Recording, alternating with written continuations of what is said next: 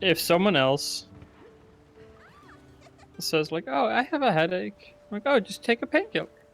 And if I have a headache, I'll be like, "Nah, I'm good. I'll just suffer for a bit. I don't need a painkiller." I love painkillers. I'm so full from Sopadol. Pain. Yum.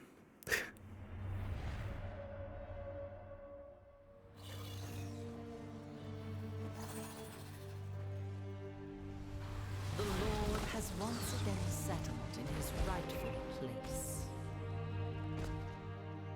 Bro is glossy. Bring down the house We kicked him out, and then he just left, hit the gym, and came back home. You're right.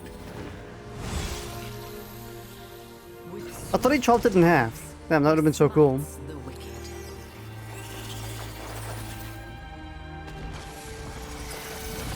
Hark, the cries of his traitors herald his return. Does he not love his friends anymore? No, this is a Molzeno without the Curios. Turns out they were Life can be holding him resurrected. back.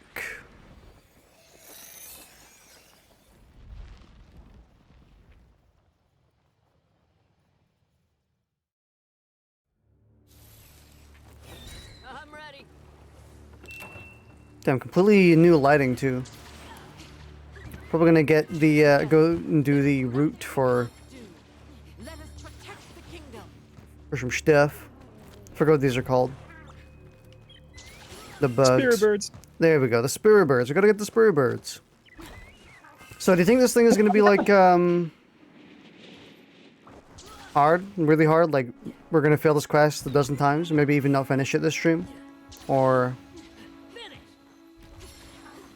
If we don't finish it this stream, I'll have to actually spend some time after getting my build updated, because my build has not changed in all of these recent sessions. I'm still using a quite ancient build, boomer build. boomer build. Me going to kill a dangerous beast that will fuck me up with a giant ass fish. I like quests. I like it when they're really big special quests just have one monster. So you look at the top right and there's just a question mark. Kinda wish they gave us a rainbow spirit bird or something. Yes, I agree. I still think that is This game's weakest spirits are point. still the single biggest flaw. in Yeah. Rise. Cold death. Yeah, I definitely agree. I think spirit birds, Without fear. nice experiment, but they kind of need to go for the next game, which I don't doubt they are, because people complain about them a lot. And the Monster Hunter team do listen. Cursed creature. You I'm have honestly a tormented little the shocked kingdom that they're no still like this, longer. though. And the Malzeno I would have expected that one of the title updates came with a, like, Whoa! I know, a use item that attracts spirit birds to you. I mean, there is items that do that. Also, oh my god. Is it not just the armor buff that gives you free spirit birds? Oh, he's here. I'm not even... have a plan. We need to get him to the zone, actually, to the actual location, because we cannot fight him in this corridor. I've seen like 3 moves, and they already look very scary. Oh my god, he's huge, too. Oh no. This is Valstrax. This is a completely new monster. Oh, he does have fell strike moves. Oh! Oh, he's gonna do it. Oh, it's a follow-up. I'm glad I remembered that from the first time I saw it. Ooh. My sword shall slay all those who threaten our home. They straight up just made a completely different monster.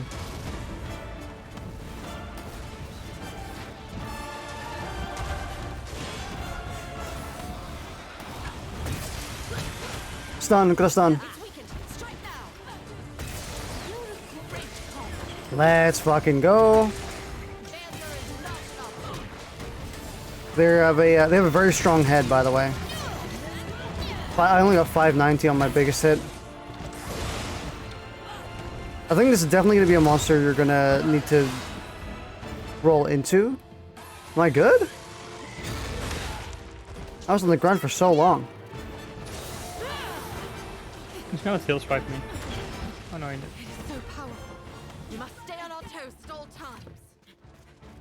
He's just leaving, right? Yeah, he is. Okay, so definitely quite scary. Not like oppressively scary though. It's not like when we fought Fatalis. Yep.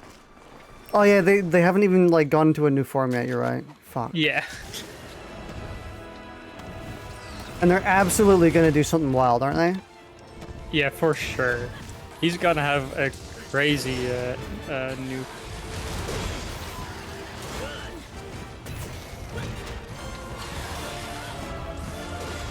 It is a shame we never got some like gigantic monster in this game, really. But I kind of understand why, you know? Yeah. Because it was on Switch. I mean, they've done bigger things on... Oh, God. On the 3DS, but I'd imagine it came with like a very big concession. Oh. Also, like, it's entirely different games, so it's hard to really compare it. Mm-hmm. This will be done in no time. We shall avenge the kingdom. This will end here. Oh, okay. So huge. He looks sick now, though.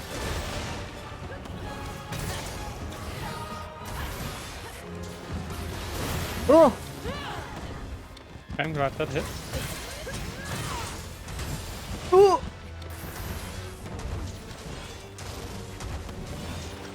Didn't do it a third time? No? That's just Malzano's move. Okay.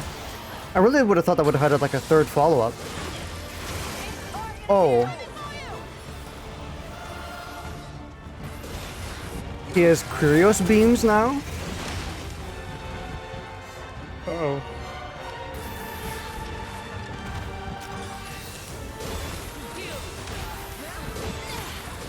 Yeah, I'm gonna have to stay down a lot whenever I get hit in this fight, I think.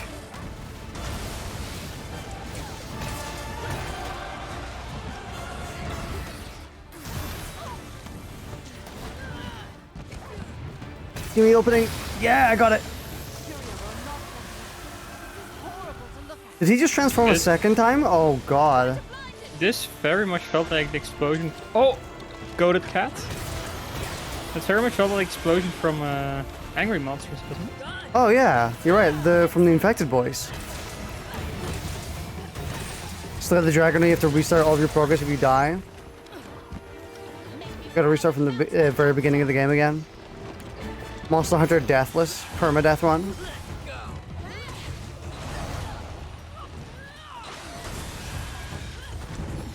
It's possible, but especially not against some. Not for some people. Oh, knocked him out. Yeah, just gonna... And the curio were to collapse.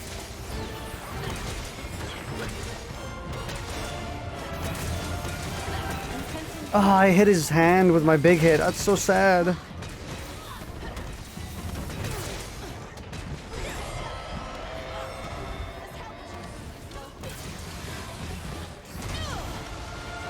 It's a shame I just now got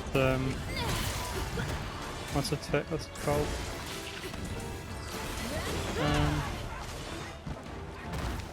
Infernal. Hmm. So what do I do against that attack? I guess I gotta like. No. I'll be right with you. Oh, I got. dodged. No, you slapped me. Oh, I'm sorry. Very helpful.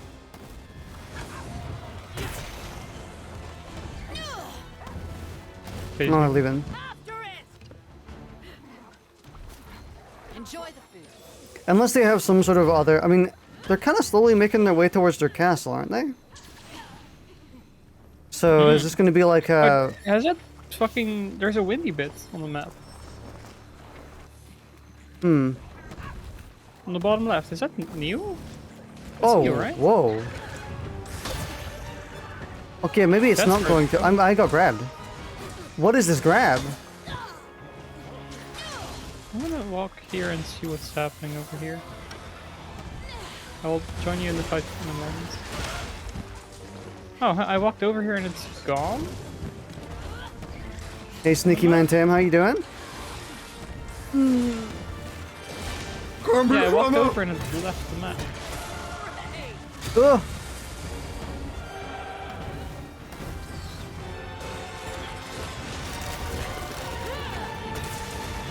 Oh, I'm like bleeding. Real bad. I'm good. You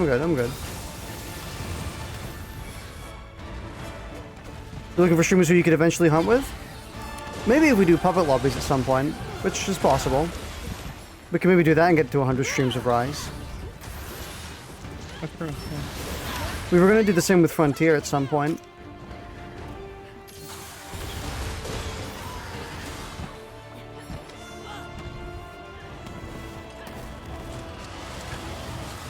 Oh, I was trying to hit his tail.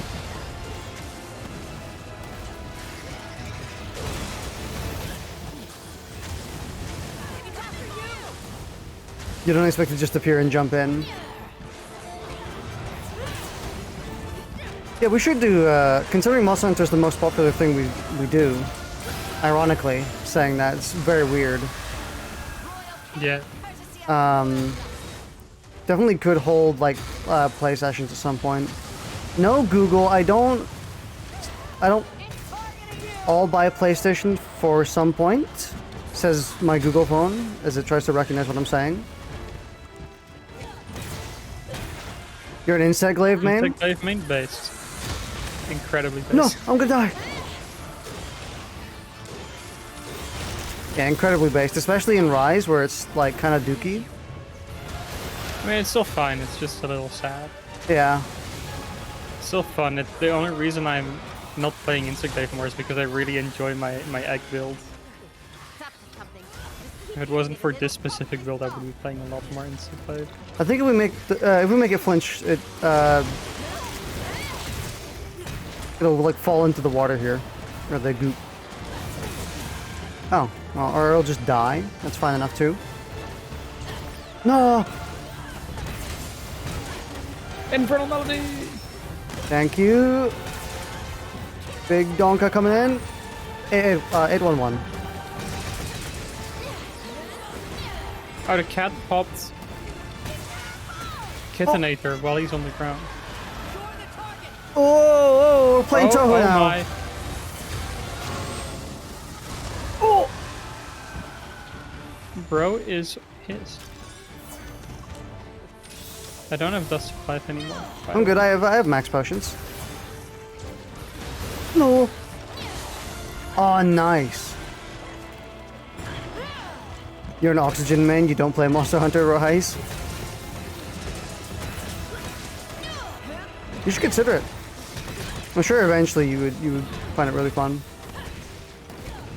It seems like the type of game you would enjoy.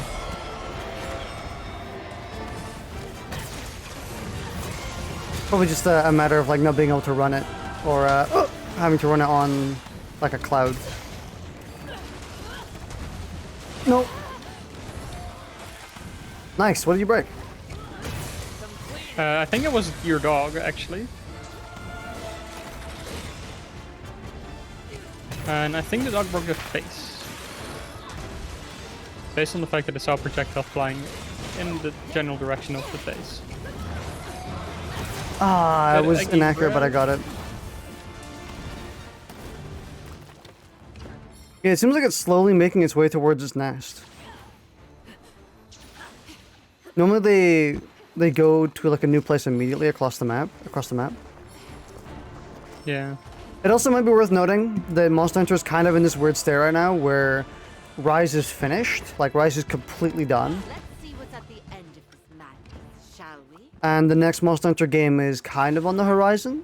Like it's probably going to be announced at the end of the year at TGS, Tokyo Game Show, which is in September, I think, or August? One of the two. So the next game is very close. And probably going to be released early next year. Either that or they're going to wait a little bit longer. They could wait until the end of the year to announce it and say, oh, it's coming out in the middle of the year. But I think Monster Hunter very rarely has late releases. in terms of late year.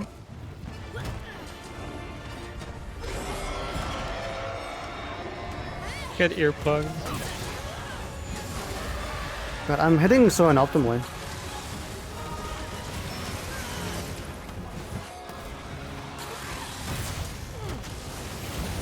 It's such a shame that Wild Hearts wasn't great.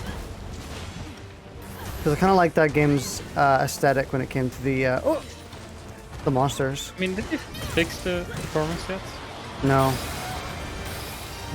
What is this? Are we doing the right thing? Are we doing the right thing What is here? this? He looks fucking sick. Actually incredible. What? What is this? Bro! Sickest monster ever? Holy shit! Calm down, bro. I'm stunned. I'm dying. Oh, fuck. Yep. Is it resisting symbiosis with Victorio? Oh. Oh, it's a shame. We just got a down. Like, not a down, but like a scripted down.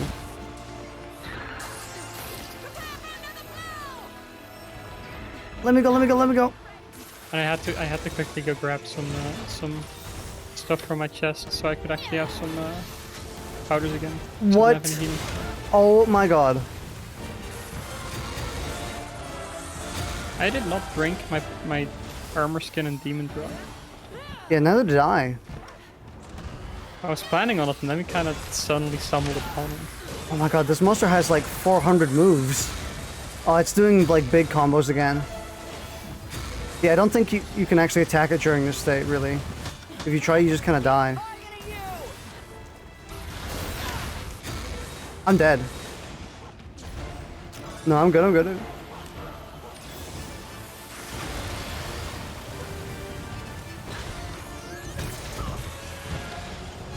What is he doing? Yeah, this is the down you missed.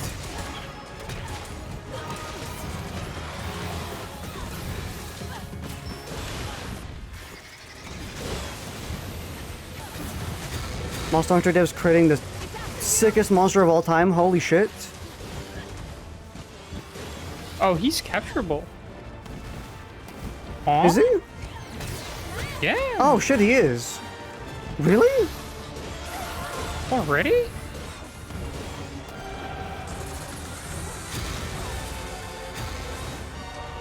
Yeah, this is the state we can't attack him in.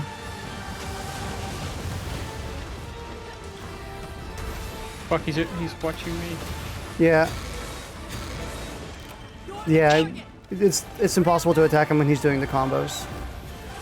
Yeah, he was on my egg, and I was like, maybe I can pop the egg because he seemed to be watching you. And as soon as I tried, he was like, hey, fuck you. Die. Capture him? I'm gonna put my hands up and say that this one isn't capturable. Something about it. Also, they stunned. Oh, I think I found the strat then. I die, and then they down. Yeah, you're right, actually. It's happened twice now. No! He fucking gassed me!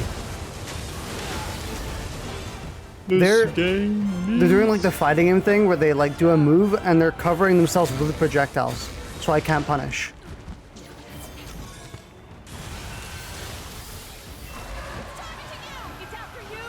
Oh great, it's Tohu again. What? Yeah, that's a big one. I didn't expect to be in range of that.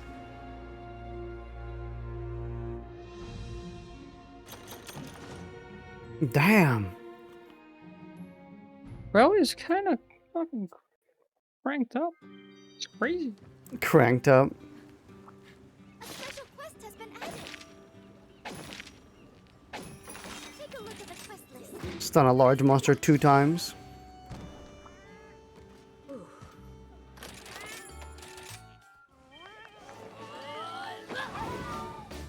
Yeah. The random part I picked up did not give me his armor for crafting. No, it needs to be... Special quest. I think we're gonna have to kill him. I think we're gonna have to kill this guy, Steven. Oh. I hope we can talk again soon.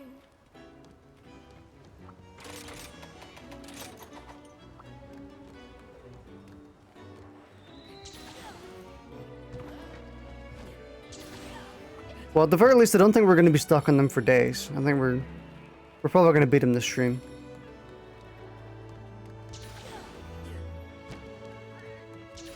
Definitely, Optimists they are. I mean, when we were fighting Fatalis, Fatalis seemed like pretty damn hopeless in the first day that we were ever going to beat him.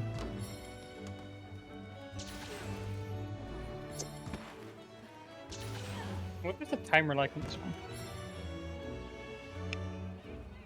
one? I didn't check. 50 Me minutes? It could just be the usual amount of time.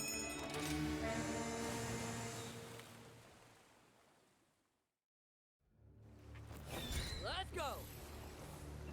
Yeah, 50. You're kind of right. Fatalis actually would have been like significantly easier if the timer was 50 and not 30 on him. We can't do. Let us protect the king. Yeah, I think after day 2 or so, I mean, I can't say for sure.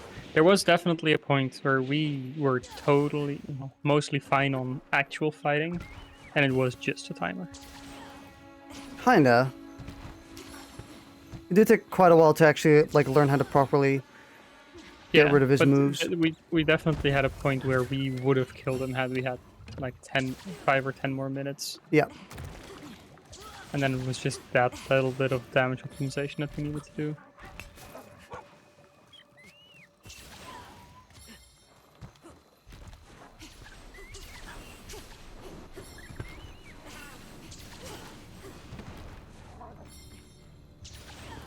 I do genuinely wonder what direction they're going to take the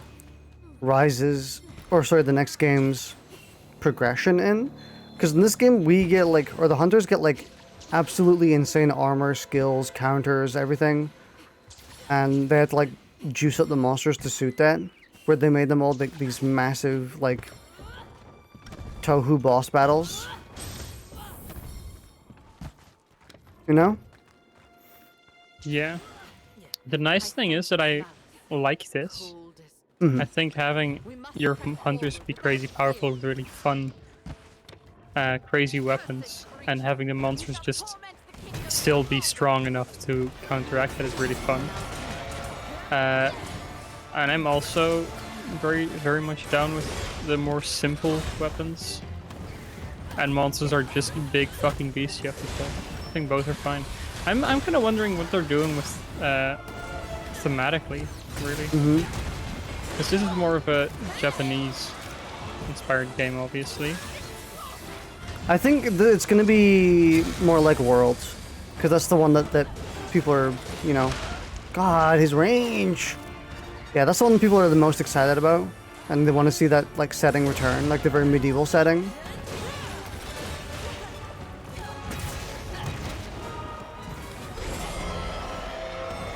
What was Monster Hunter World's like style kind of like described as like barbaric? It wasn't Japanese aesthetic. It was definitely more something like Vikings. More of a European. Yeah. European aesthetic. That's generally what the fantasy settings in this time era get distinguished by, whether they're like European or Asian. I definitely think that's returning for the next game, though. What if they do modern? That would be bizarre. I would hope not.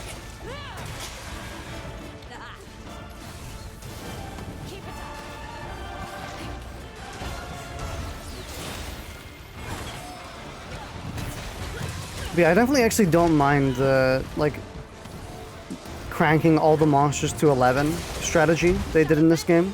I know a lot of, like, discourse I see is like, oh, we don't like how, like, absolutely cracked these monsters are. They're just not fun to fight. Schnoozing. Sorry. Oh, I get to do another one. I'm gonna have to do dances for this. You think you're going to be pre-ordering Payday 3? I think I definitely am. I'm just going to wait a little bit more until more has been shown. Plus, it's not like I'm in a rush to pre-order that game. Does it come out for the next 3 months?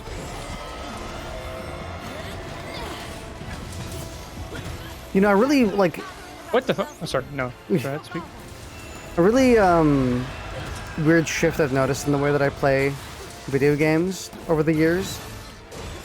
It's very, very noticeable, actually. Is back when I was younger, like 14, 15, 16, you know, teenage era, when I was in high school, I had to play games the second they came out, you know?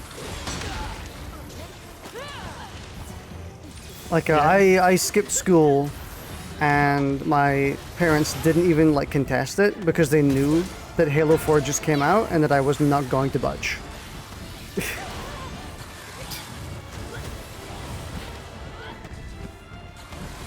But yeah, I was always the type of person who was like, I gotta play video games the second they come out. Like, I gotta be the first person to play it, the first person to beat it, the first person to play multiplayer, and do a bunch of cool shit. And nowadays, I'm kind of just like the complete opposite, where I don't really care at all when I play a game. I still care about that for a good part, but that's mostly because, I mean, you know, the time you have to play games is ultimately limited, and there's so much cool shit that I feel like if there's a game I'm interested in now, and I don't play it right now, by the time I get around to it, there's already other stuff I want to play that I'm going to prioritize. Yeah. That's kind of what happened with Atomic Heart. I was playing something else when Atomic Heart came out, so I didn't start playing Atomic Heart. And I still haven't played it because I just have a bunch of other shit I want to play first. Yeah. For me, it is kind of... It is game dependent, obviously. Oh my god. Yeah, it's game dependent. Some games I'm really excited about and I really want to play very quickly. Like, if a new Monster Hunter game comes out, you can bet your ass I'm going to be, like, playing it first day. But it's more like... It's less for a reason like, I gotta play this now. And more for, yeah, like, I just excited to play it in general, so... Yeah, it's more like, I really want to play this video game. You know? Less of an intrinsic desire to play the games, like, as soon as possible, just for that fact. Yeah. And more to, just because it's a game I enjoy. For me, it is also definitely game specific, but I've also realized that although I consider myself a person that plays any genre, because I do. I have noticed that I've grown to really I guess prefer turn-based fantasy games. Because those are the games where I'll be like, oh shit, something new there is coming out. That is my top priority to play right now.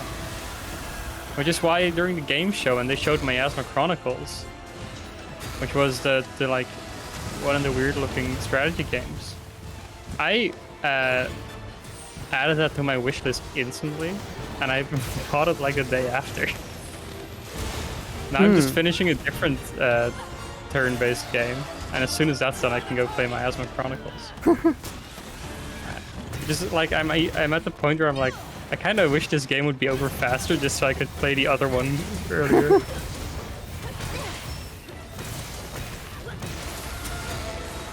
But like Dead Island 2 you still not bought? I mean, the reason I haven't bought Dead Island 2 is because it's on Epic Games Store. And I just have like a firm policy against buying games on Epic Games Store. Oh, that took half my health. Ooh. That's the life. Oh, are they doing the teleport thing? Yeah, they're teleporting. I mean, like, are they doing the combo? Doesn't seem like it, though. No, not hard combo in this yet. Ow! Holy shit! That took off like 90% of my HP. Bro, calm down. Okay, this is they're gonna do the teleport. You have to jump, you have to dive this. Yeah, you have to dive it. I couldn't. I got knocked on the floor from their projectiles and I was just stun locked.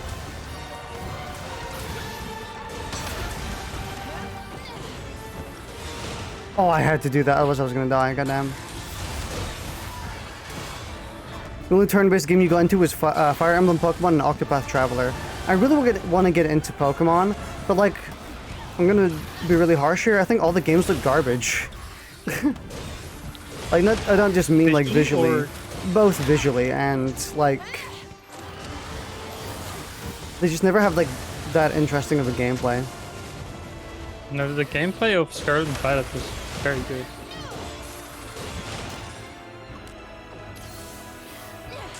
The new Pokemon games are pretty bad. Like if they have Hard disagree.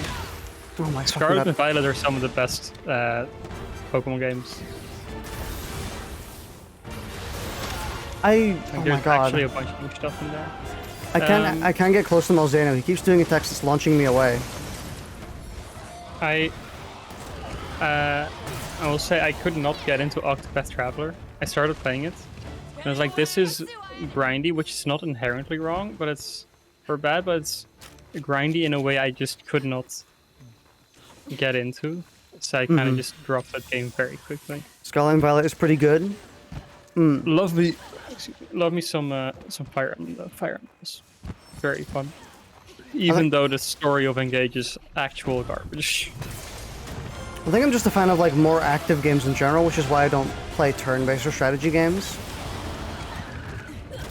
You definitely seem like the type of person that would prefer RCS. their fancy RPGs as real-time with pause, which is always the alternative for or which is sometimes the alternative for turn-based in games like that, where it's real-time and you have multiple units to control in real-time, and you can, instead of it being turn-based, you can just pause it to give your units commands. But you can also do it all real-time. I personally don't like it, but it is definitely. I know that a lot of people really do enjoy that. It actually was really annoying because I started playing Pillars of Eternity 2, which had both real-time with pause and turn-based mode. And I started playing it, and after the first hour or so, I thought I should play the first game because this story is clearly a continuation, and I bought it.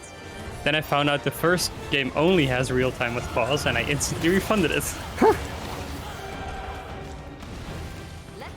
Yeah, it's why I like rag on MMOs most of the time, is because they have such like inactive gameplay.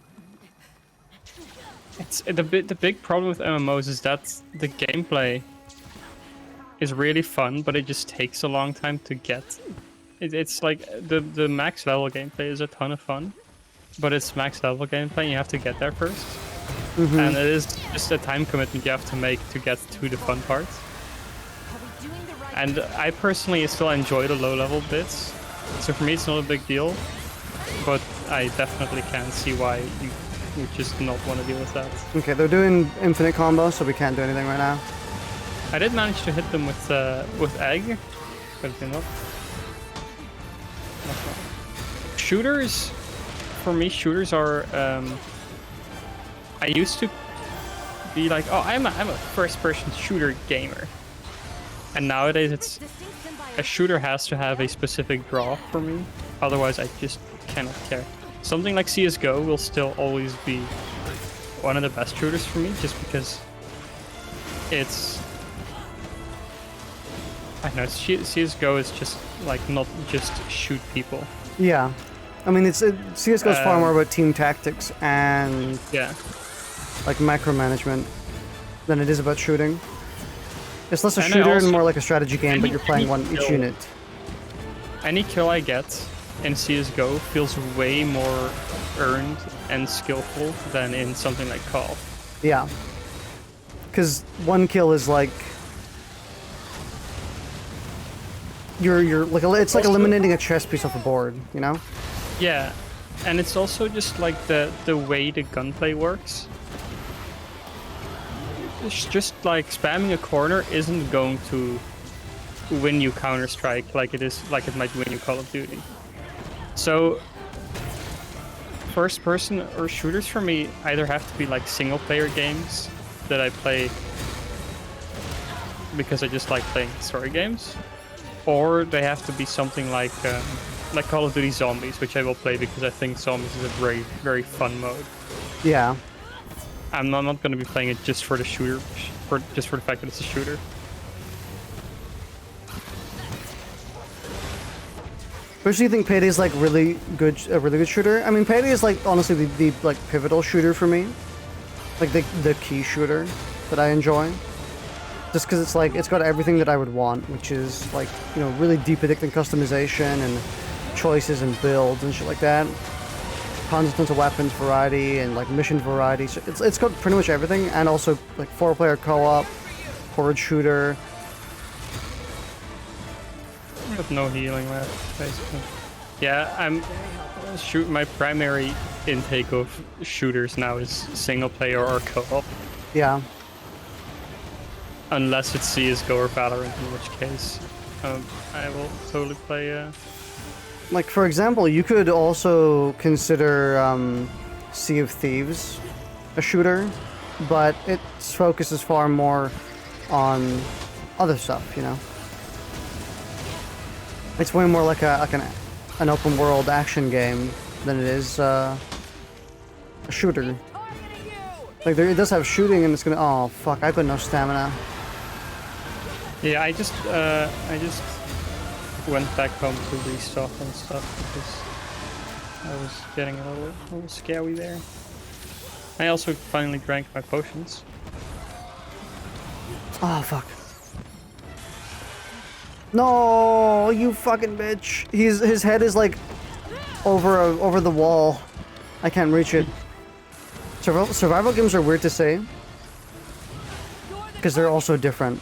I really want to get into a survival game like Sons of the Forest or Valheim, but like I just haven't really felt any of them like particularly gravitate, you know, to me.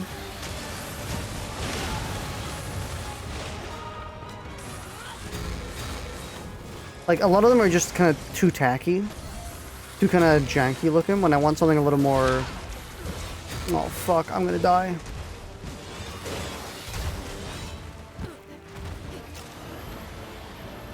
Oh, I got no meds. I got some. Huh? Bro cannot be marionette spidered. Oh. Oh, I was too early. I'm so glad that didn't hit me. No, I'm gonna...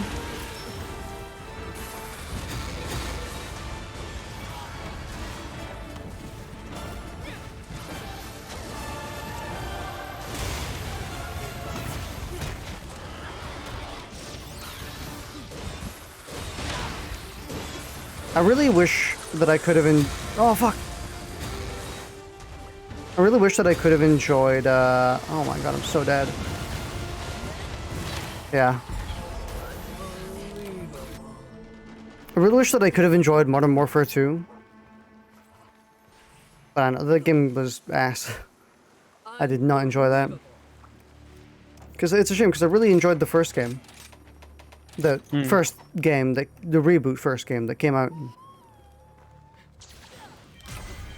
Oh! Neat. Cool. Something's off. Let's go after Something's off. Okay, he just left. This is bad. Oh. This is a two-part quest? destruction. The two. That's why he's not in the castle. We're going to the castle next. Oh fuck. This was like the tutorial on how to fight him? Oh boy. Are we gonna have to fight him at full power the entire time now? Oh.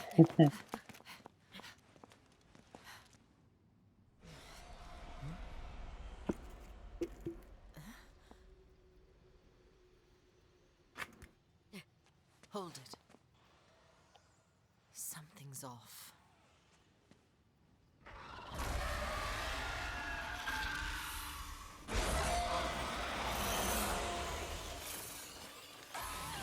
Hey, you just said you wouldn't use it anymore.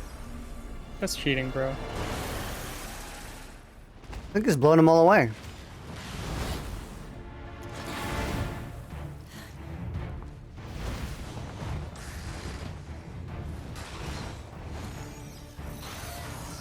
Is he blowing them all away? It looks like they're...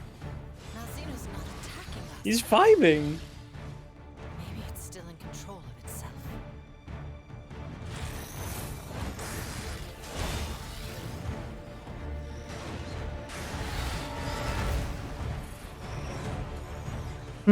How sick would it be if he's asking us for help in dealing with the Curio right now?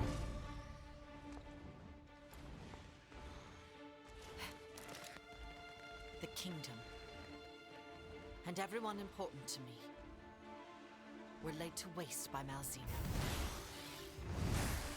But this time, our true adversary is... Wait, are we fighting alongside Malzeno? Our target lies elsewhere. We must destroy the Curio. And Oh, hell save yeah. Malzeno. Fuck yes!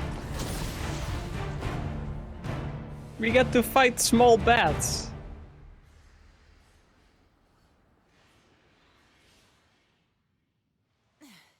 Ah, got that. I was hoping for a really silly gameplay bit. I mean, that would have been really sick if we were like had to try and actually shoot bats. I would have had such an easy time with it with the egg. I was really looking forward to just blowing a bunch of them out of the sky.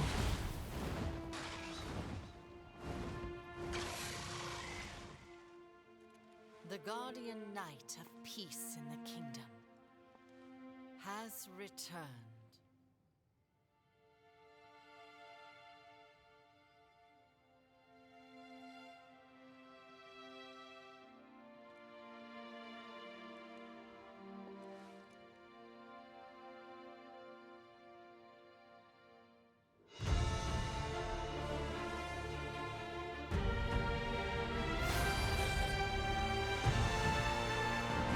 I've been meaning to play Slay the Spire. I've seen a lot of Slay the Spire. It did look pretty cool. I've been meaning to play for such a long time now. Is this it? That was a cool fight, no? Hey, how's it going? But expecting more? Well, yes. Huh. Well, Oh wait, there were still 2 question marks in the weapons tab.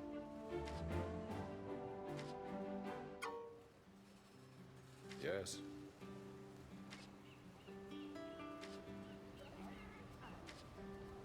Yeah.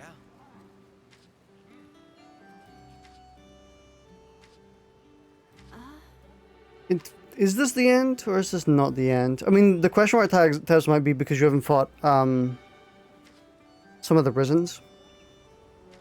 Oh, true. I know this. This seems like an end cutscene. Also, like a fake end cutscene. Oh wait, hold on. Primordial treat characters. Weapons that are made from using primordial Malzeno materials possess a special quality that increases health recovery when dealing damage. When the blood red skill is active, or you're suffering from blood. Can I make an advanced version of my horn now? Hey there! Hmm. Ooh, I'm itching to get started.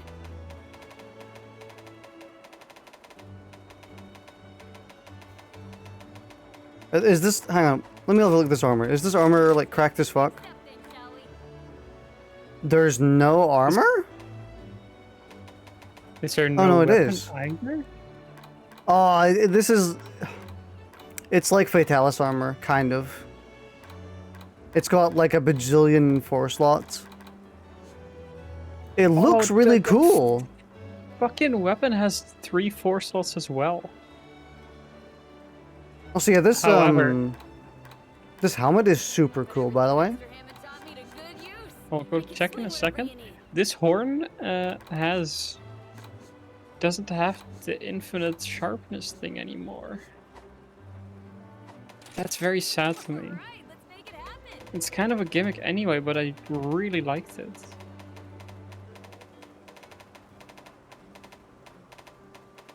Oh, that's a very good helmet. That entire armor set is fucking great, actually. Oh my god, that Oh, weapon. I like that a lot. Hmm? Yeah, that weapon is something else. I don't think I God, no- want it?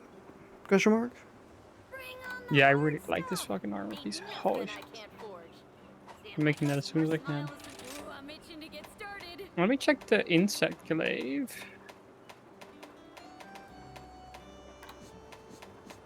Yep, that's pretty. I mean, yeah, I'm definitely gonna make the glaive once I can, because that's just so much better than the other glaive. I'm not sure which one I'm using right now, but it's a lot better than the other Mosano glaive. I really like the way they look. I have been wanting to be a blacksmith ever since I was little. I'll make the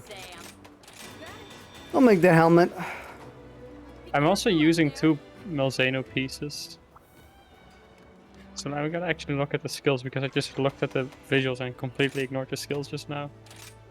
But I'm probably gonna use a chest piece. Wait, oh, this is Blood Awakening, not Blood Right. Oh. Oh, I'd have to use the headpiece for Blood Right now. Hmm. Because it has full levels of Blood Right. That's actually quite good for me, I think. Maxing out Blood Right.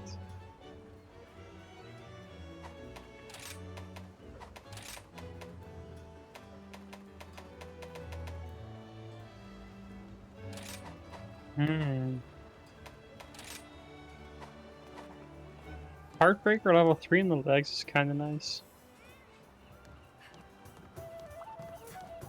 Unfortunately, I would be giving up. Actually, no, that I'm not really doing a crit build, so my headpiece could totally be replaced. I think it's only resentment on there that I care about. Oh shit, this actually looks really nice, this combination. How are things? Did you manage to craft one of the parts? Get your big step then, shall I just Yeah, you crafted layered armor. soon. We have very similar helmets right now. So yeah, apparently that's it. Right, that was the end of the stream. Yeah, a bit of an anticlimax, but it was a fun monster though.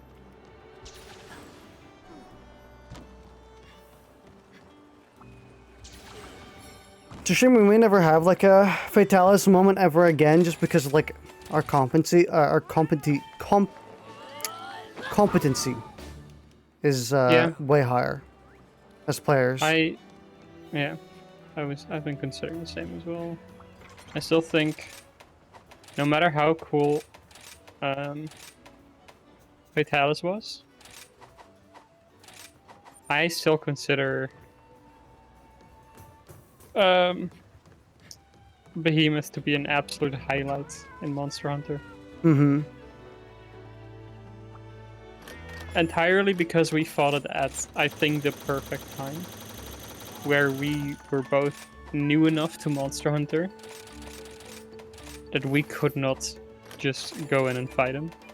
Yeah. And especially since we were trying to do it with 2 people when it's very clearly a fight made for 4. All of that adding together just really made that such a good fight.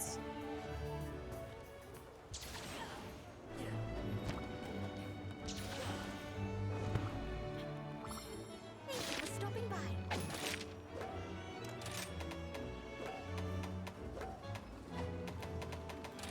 So I guess we just do anomaly stuff then. Back to that. I look forward See if we can get Resident Shigaru and shit like that.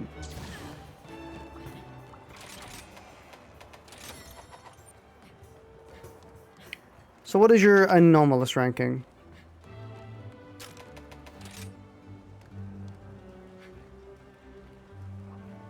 '92. 92. Yeah. You could just select the quest, I suppose. Yeah.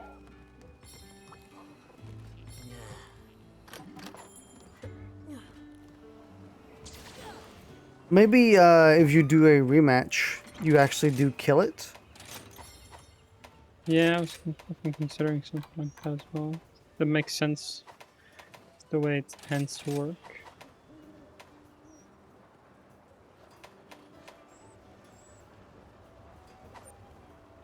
Oh, I was gonna change my Let's hammer. slap a stack. Slap Zach. Slap a sack. Oh. Oh, the cat armor is also quite good. I've not even been looking at them.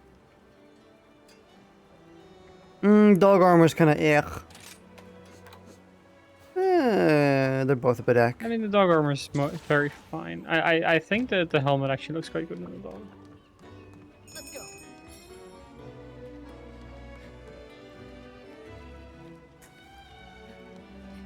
I still think the Amatsu dog where he just floats about is really funny.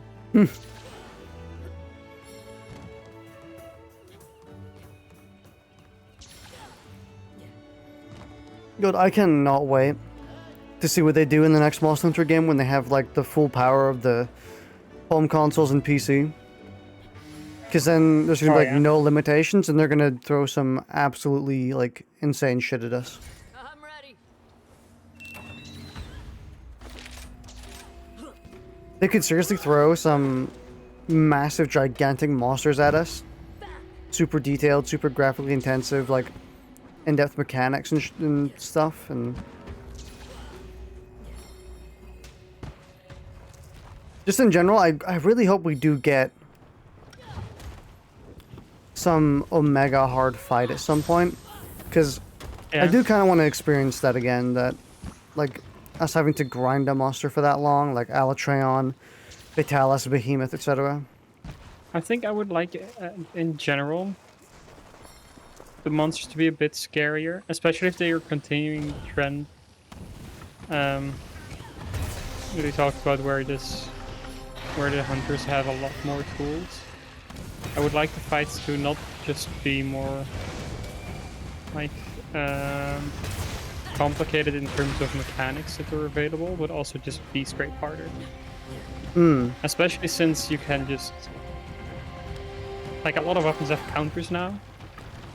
I feel like there's a more accessible, I guess, semi-easy mode where you just start playing around your counters if you're having troubles with a monster. Yeah, the game has a lot more of a like safety window for making mistakes and like doing bad plays, and yeah, you just more options to make a fight easier for yourself if you have to. But for example, in World, you couldn't exactly do that aside from the mantles, and those were very temporary. Yeah.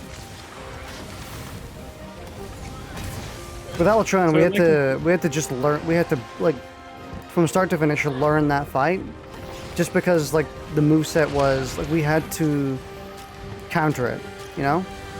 Yeah. We couldn't So just by the like. way, I forgot to eat, I'm pretty sure. I think I forgot to eat too. My health is pretty low. Yeah, in this game we have like a wirefall. Oh, you're dead as fuck. Hurry on back. Didn't eat, got stunned, died. As we're saying how the game is too easy, basically. True, we just forgot to eat.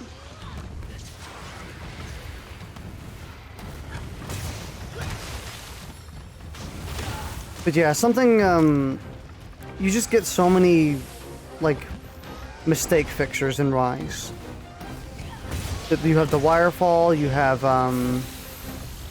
you know, the counters, the parries, the big heals you have, stuff like that. Which I think is all great, and I like having all that. And I like being able to, you know, have a lot of ways to engage with the game. Yeah. It's fun, the power drive is fun, but in the long term, it does sacrifice, like... It does sacrifice gameplay, in the sense that we don't exactly have to learn the monsters we're fighting, as long as we just out-DPS them. You know? But I 'Cause we- think that is more of an issue with the way the monsters are designed than necessarily with the tools the player has access to. Because, I for feel like it is the example, tools as well. Like, because Wirefall is like an especially big culprit, where like if you get hit by a move that you really weren't supposed to get hit by, who cares? Just Wirefall it. You're good. When I think, for example, Wirefall already has a built-in thing where some moves disable it, and if they were just both more obvious in why that happens sometimes, and also just made use of that to a more wide extent, that we already solved the like OP-ness of Wirefall. And yeah, also, a lot of the more difficult monsters already just punish you for wirefalling. I feel like it's a lot of roundabout solutions for something that you could easily, I mean, obviously not include, that's one way of doing it, but if you are going to include it, it's a lot of roundabout ways to punish you for doing something that's very clearly quite overpowered, which is why people love doing it, you know? It's just such a super good, Somebody. oh. Luckily the monster is down. I would like to participate.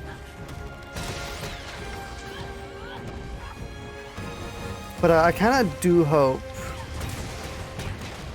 Monster Hunter in the next game goes a bit more grounded, if you know what I mean. A lot more, like, punishable. Like the monsters are able to punish us for making really good shit plays. One thing I think would help is I really like the mobility, but they could just make all of it a lot less invulnerable. Yeah.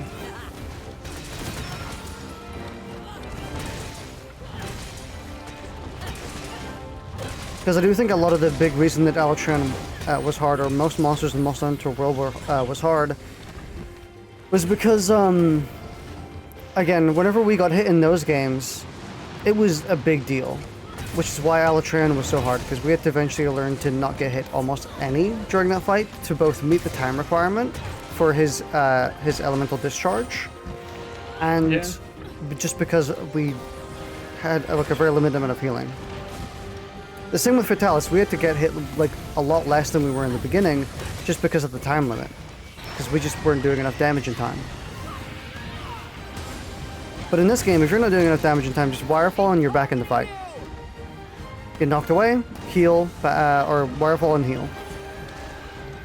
Not necessarily a bad thing. It was good for this game, I think. But I think in the long run, it has showed its flaws. You know?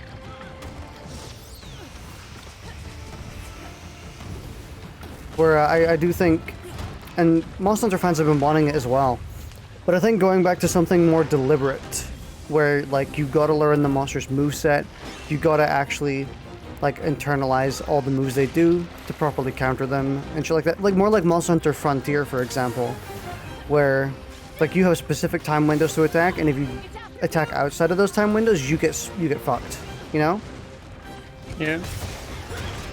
Where like if you're going to make a gamble, it has to be a big gamble, and even then the gamble's not in your favor. In Monster Hunter Rise, you can make a gamble and just Wirefall, which allows you to be way more aggressive and way less like cognizant of the monster's moveset. It makes monsters by proxy more homogeneous. I think it's quite interesting because for me, I think that the shift in that has been less big, because with Insect Glaive I already had, I could get away with it a lot more already in World. Mm-hmm. So I'm somewhat used to that, to where I could just like sneak a couple hits in and then dive out again with my aerial attacks. Especially on some monsters, because what's the golden one called again? I forgot the name. Lunastra? No, sorry, Golden No, Rathian? Kushala. Actual gold. No. Yeah, no. It's Kushala, I know what you're meaning. The one with the golden coat. yeah, Call of the Wrath. There you go. Especially on Call of the Wrath, I remember in that last fight, you were actually fighting, and I was just in the air because she could not hit me there for most of the fight. Mm-hmm. In the final phase of the fight, she was hitting in the air so little that I was just constantly DPSing, and she did nothing for me. I think that also kind of proves like another good aspect to going back to that more deliberate style of Monster Hunter, is that Insect Glaive or some weapons that are very evasive would get their identities like more solid again. Because a big part of like it's not just that the fact that the Insect Glaive didn't really get a whole lot in terms of like offensive abilities or useful abilities in terms of I mean it got some things, but nothing that people really wanted, you know? Every weapon got these really cool moves. Yeah. Every weapon got these like insane powers and shit like that. But the Insect Glaive kind of just got like the fart gas, and it's very powerful, but it's not what people wanted. I mean, I think Insect Glaive was already at the visual flair that the other weapons got brought to. But you could improve it, obviously. You could make some really cool stuff. Oh, sure. Oh, yeah, sure. But I think that's another example where you could bring more identity back to the Insect Glaive, because its identity got robbed in not just one way, but like 4 different ways in this game, which made it feel especially bad. Or especially awkward, I guess, in the context of every other weapon, which feels like it got buffed in terms of presence. Because, like, there's no mounting, there's no, like, the arts were kind of not great, not very flashy, not very interesting. And... Sleeping. Yeah, it's sleeping. I'm gone Infernal. That, and a lot of the Insect Glaive's evasive properties, now every single weapon had access to. Damage, by the way. How much damage? It hit twice, so it dealt 2.3 or something to the head, and then 1100 to the tail. Oh my god. Because my explosions hit twice in this monster, which is absurdly strong. Sometimes they hit twice. But yeah, I think going back to a more deliberate Monster Hunter is the call to make. Something more grounded, more punishable for the monsters. Because then you can make monsters really difficult just by like forcing players to actually learn and internalize their moveset. All that said, I still think wire bugs are a ton of fun, and I hope they make a comeback in some capacity. I don't know if I want wire bugs specifically back, but I do want some form of increased mobility. Whether that's the parkour thing we mentioned before, or I said before, or something like that. Like, for example, you could functionally have wirefall back if you just let players dodge roll off the ground, like roll off the ground, kind of like in Tekken. You know? Where they get knocked on the ground, and if you press a specific button combination, you do a small roll. It would be small enough to where you couldn't just evade every attack just by doing it, and it has like no invincibility. You have to like actually consider where you're rolling and stuff like that. Something changes like that to the mobility systems where you would keep it fresh and still allow it to be heavily punishable while not being overpowered, because that would not be overpowered at all. That would just help you maintain momentum, feel less clunky. And you could do the same for like wire bugs and stuff like, and like a lot of other mobility tools. Just change them up a little bit to be more grounded in a sense. I'm getting a lot of damage numbers on her back. It's very enjoyable. Oh yeah. Rakan Kadaki's always been a very fun monster just for getting big damage.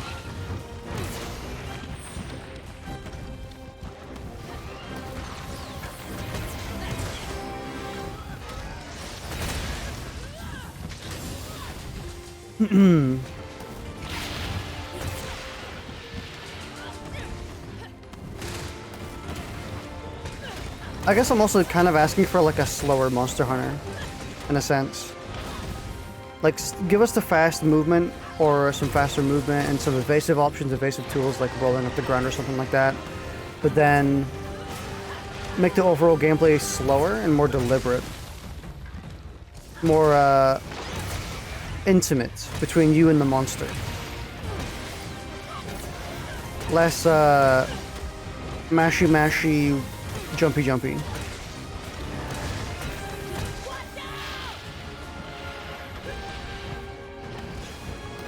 It's the same thing I think they're doing for something like Payday 3, where they're making the game a hell of a lot more grounded than Payday 2 was, so it's going to be slower, more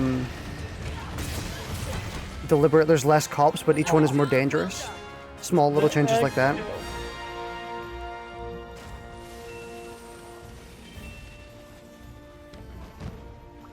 Nothing personal.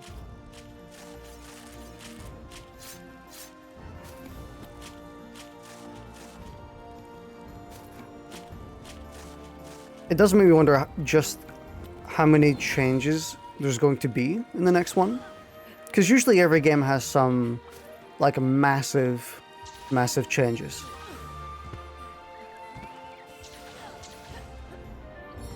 I think there is some core things that I really am going to be, I mean, not upset, but going to be very disappointed in if they're gone, and some level of customizable movesets, like the wirebug moves. If that isn't, then I'm going to be very disappointed, because that is very fun. Very enjoyable. I agree. I really do hope that some form of customizable moveset returns. Whether that's Hunter Arts or Silkbind attacks, but just being able to change up your moveset adds so much Also, to the game. I kind of wish different weapons had more uniqueness to them. I would like it if, for most weapons, it wasn't, I want to make a build for raw damage, so I'm going to pick the weapon with the highest raw damage number. Like how with Hunting Horn, for example, you don't go, I want the biggest damage. You go, okay, which horn has good damage but also still has the songs I want. I think something like that is a lot more, makes making a build a lot more enjoyable.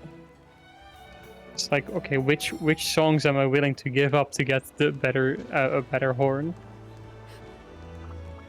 You know, stuff like that. And Yeah. Insect Glaive, for example, has that in the tiniest capacity, in that some glaives have a lower insect level, but that doesn't really matter. It's very small. So I would like a lot more of that, where, for example, you might have like charge blades, but there is a bigger difference in how quickly you can charge your files. So if you want to, if you're going for damage, like if you're just going for like what's for the axe mode,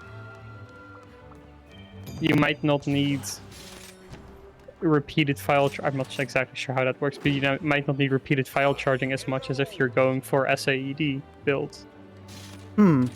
So that would then factor in as a secondary thing to keep in mind when picking a weapon.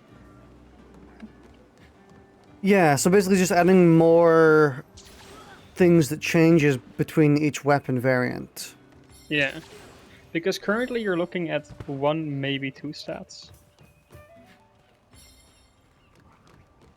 Like, I'll say you're looking at 3 sets. You're looking at your damage, your crit. your affinity, and your sharpness. Yeah. That's the bulk of Monster Hunter, or that's the bulk of weapon choosing, I would say. Yeah. And it would be nice, or element, depending on so-and-so.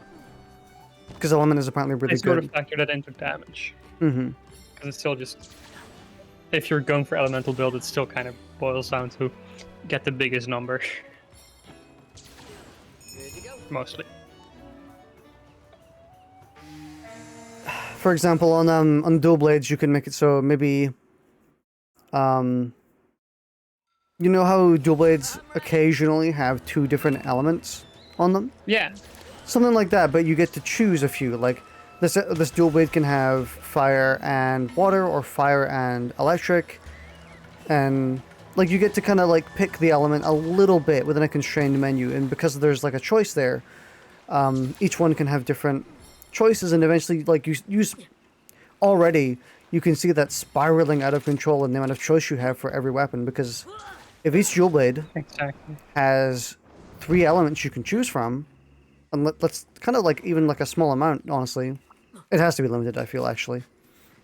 You know, with dual blades, there's one thing I would love would love if they do, and I don't think it's ever going to happen. But I would so love it if you could just craft the blades one at a time and pick which ones you bring. Oh, that would be so sick. Actually, you are 100% right. That is a really good idea, and you combine them. Yeah. Like the weapon choice indicator is 2 slots when you instead of 1. Oh, Yeah. a whole. Ooh, mind is racing from this idea. Why am I solo HP again? 8? I ate this time. I know for a fact I did. But what if? Oh, I'm thinking. What if you had like 3 or 4 blocks that was your weapon, and you could take multiple weapons with you if they were small enough blocks. Like for example, you could take a dual blade, and obviously combine them. But you could also take a sword and shield if it's a 2 slot. You know? Or like the really big weapons, like Gunlance takes 4.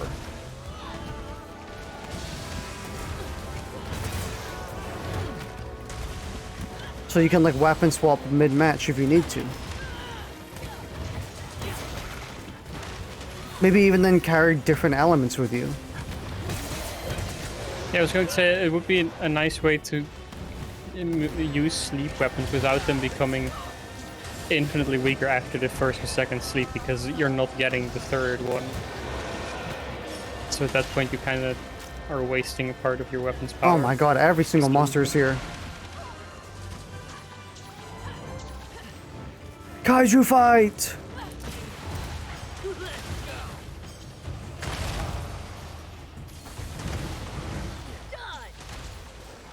I mean, that's a very, like, out there suggestion. But I do know what you mean, where, like, just more choices for every weapon, more variables for every weapon would be nice.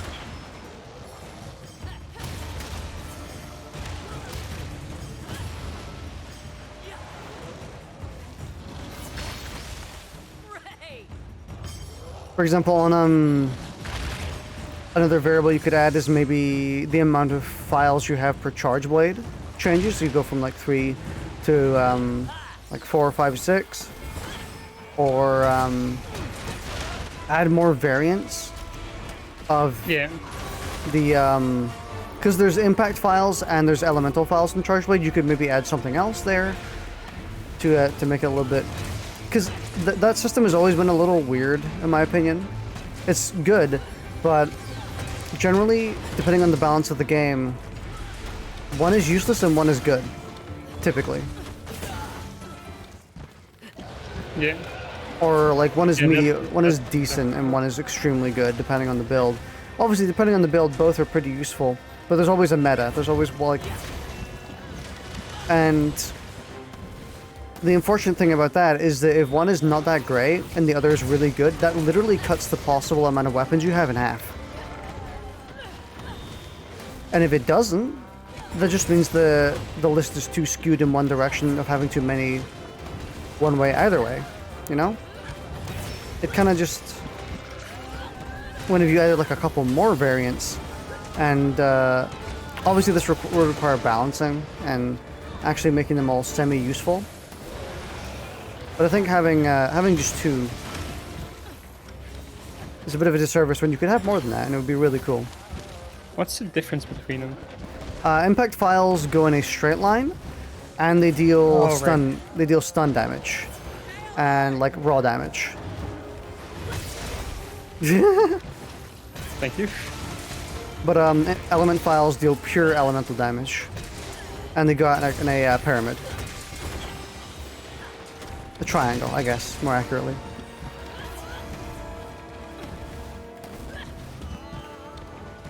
Oh my god, the amount of drops here.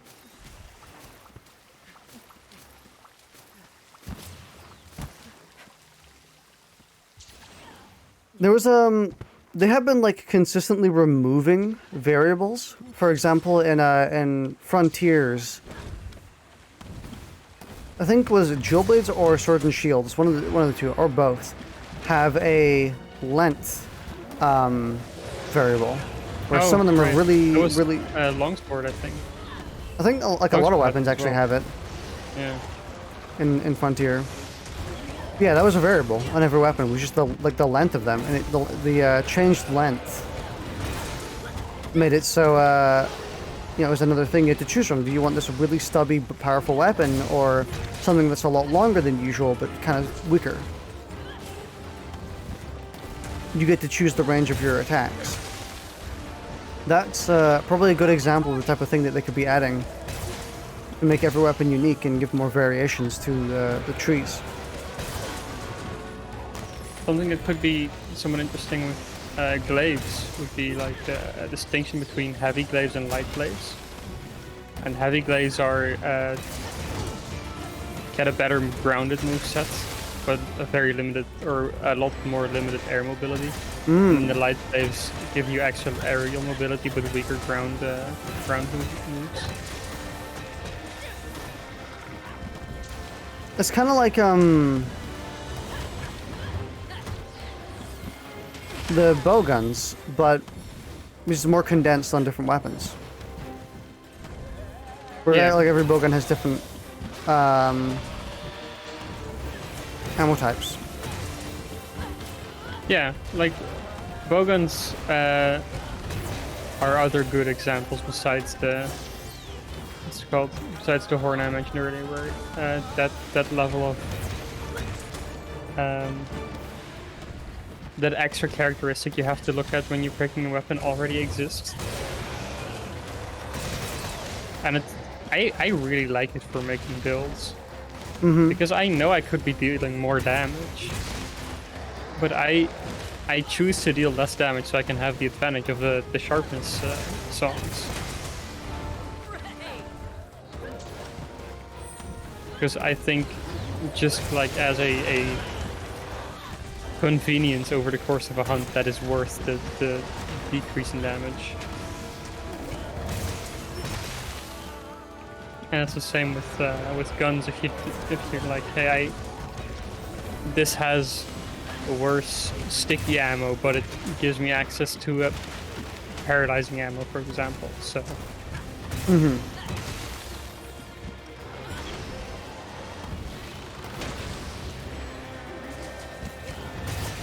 Knowing Monster Hunter, though, I feel like if they do that, if this is a course they would go down, it would be something that gets rolled out over the course of a couple games, with only 1 or 2 weapons at a time getting the big updates.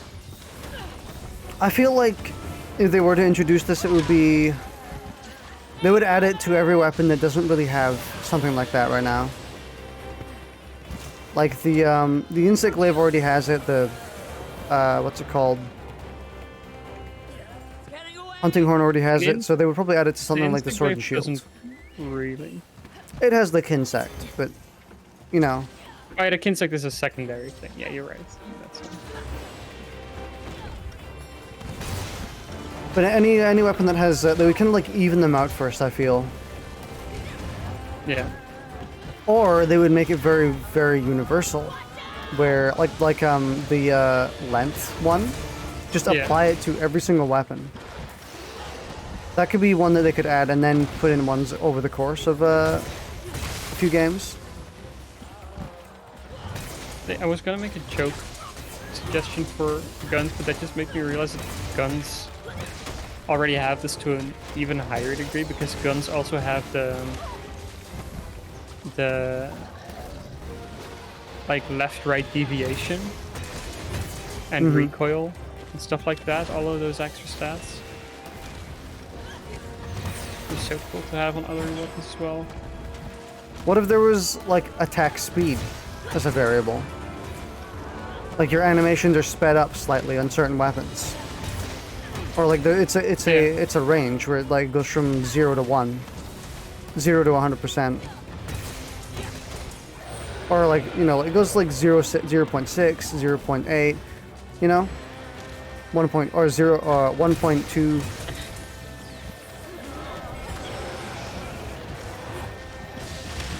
Yeah, I think there is a lot of very interesting options they could pursue for that, and I hope they do something. Yeah.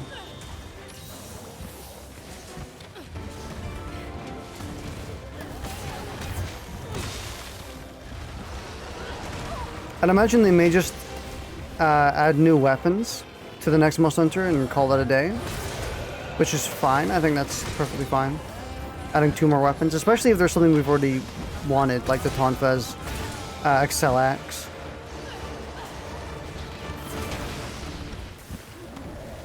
I think it'd be very easy to add in Tonfez and Excel Axe to the modern Monster Hunter. Because like the movesets are already made and you can just adapt them and change them up a little bit if you need to. And it would make people happy because it's 2 more weapons people want.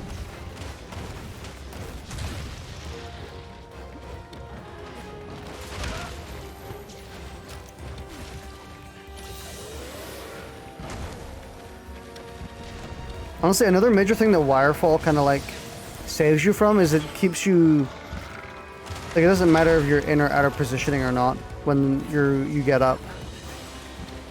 Yeah. That's another one of the main things is that typically when you get knocked down, the monster it's like fighting game Okazeme. The monster can do whatever the fuck it wants, and you kind of got to react to it. He's gonna die from this. I wanted to make. God damn it! I wanted to make the cocky call, and I was so close. You won't be needing this anymore.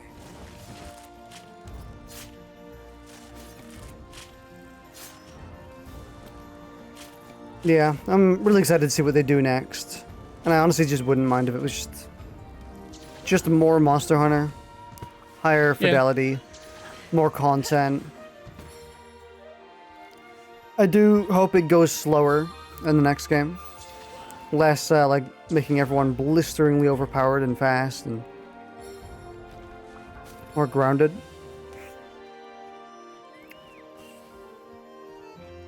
More of a punishing game, I suppose.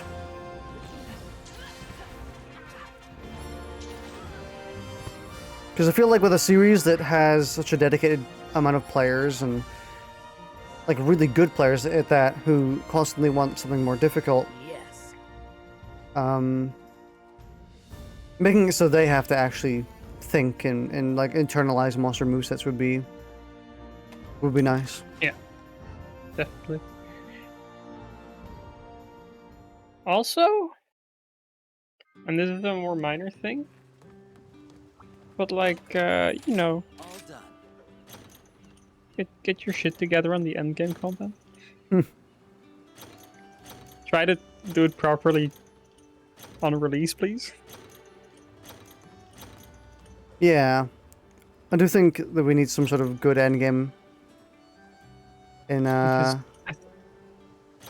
I think the absolutely fucking mind-numbing state of Curious investigations, anomaly investigations, killed the momentum we had for this game so hard when that came out. probably, yeah. Because we were willing to do it until it took multiple hunts just to get. It took multiple. I think it took multiple hunts to level up, and then you had to do more hunts at the lower level just in the hopes that you could actually get one you want. Mm-hmm. See you again soon. Was so bad.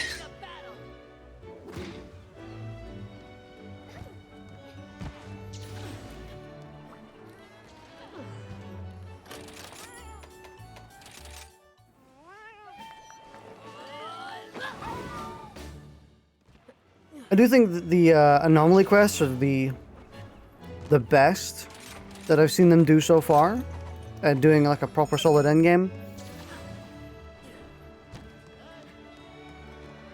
But I feel like Yeah, but it's... on like erring on the side of caution, I feel like it should be easier than the estimate. Also because like for casual players, because there is not a single casual player in this game who's going to sit here and grind all the way to anomaly level 300.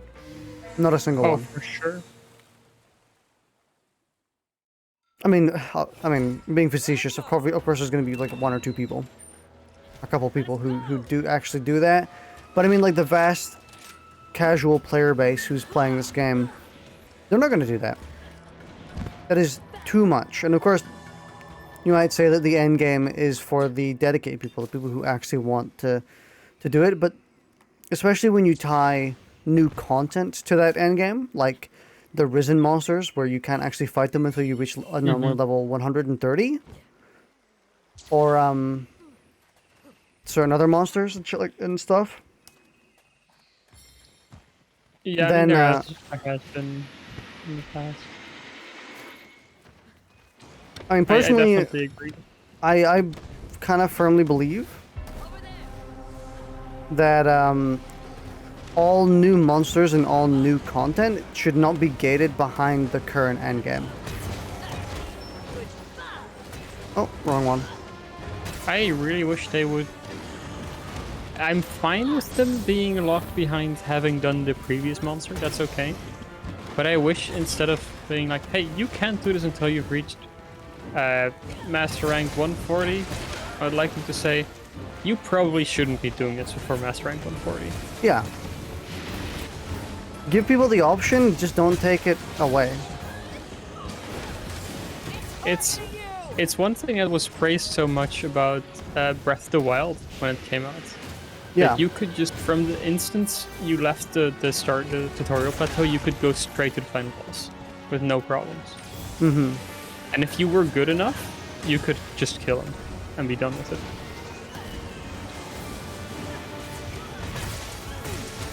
Felt like you could pace yourself.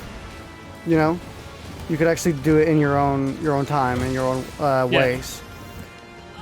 And I don't like that Monster Hunter, especially like, it has been consistently doing it for like the entire series, has been purposely gating so much of its content. It was notably bad. It's notably bad in this game, I would say, where, like I said before, you can't access many of the Risens until you reach level 100 and 130 in your anomaly rank, which is insane. That is 10 hours at minimum of grinding, and that's if you're like really going for it. Like you're doing multiple. Yeah, I think it causes some other problems as well. Just in terms of player expectation. Because if the game is telling me like, hey, you need to be Master Rank 100 to fight this monster, I'm expecting a hard fight, and if your monster is then easier than the expectation, it's gonna be so disappointing. Mm-hmm.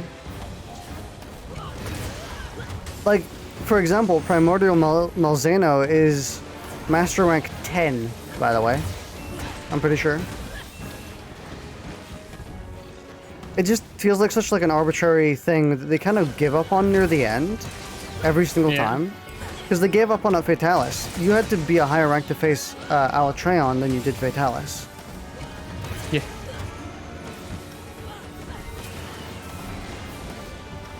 And I think it's very, very silly. If you're going to do level gating, it needs to be very timid numbers. Like 10, 15, 20, 30. Not fucking 20, 40, 60, 100. It has to be timid numbers because like you can't just... I mean, you can. Obviously you can do it, but you can't just make people... force people to grind that. Yeah. Infernal coming in. It would just be nice, like Bipin said, is just Make it so that when you kill a monster, you unlock the next one. Just, you can face it.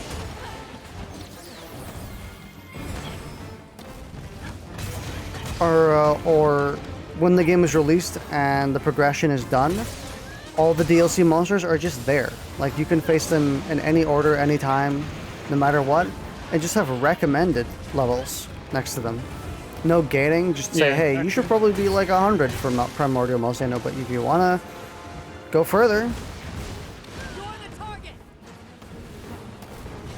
Because, like, imagine if Behemoth was gated for us, and we had to get to a certain hunter rank in that. Oh yeah.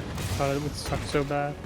Literally, like, one of our best moments in the entire Monster Hunter franchise was because we did something we were not supposed to do. Like, we were just blatantly not supposed to be doing that hunt at that level Yeah.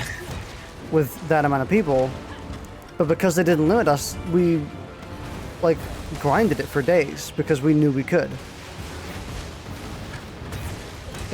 It's also just such a hassle for players who, like we do sometimes, just stop playing for a while and then come back for the title update, and then you come back and you're like, oh, I'm so excited to fight new Mizutsune.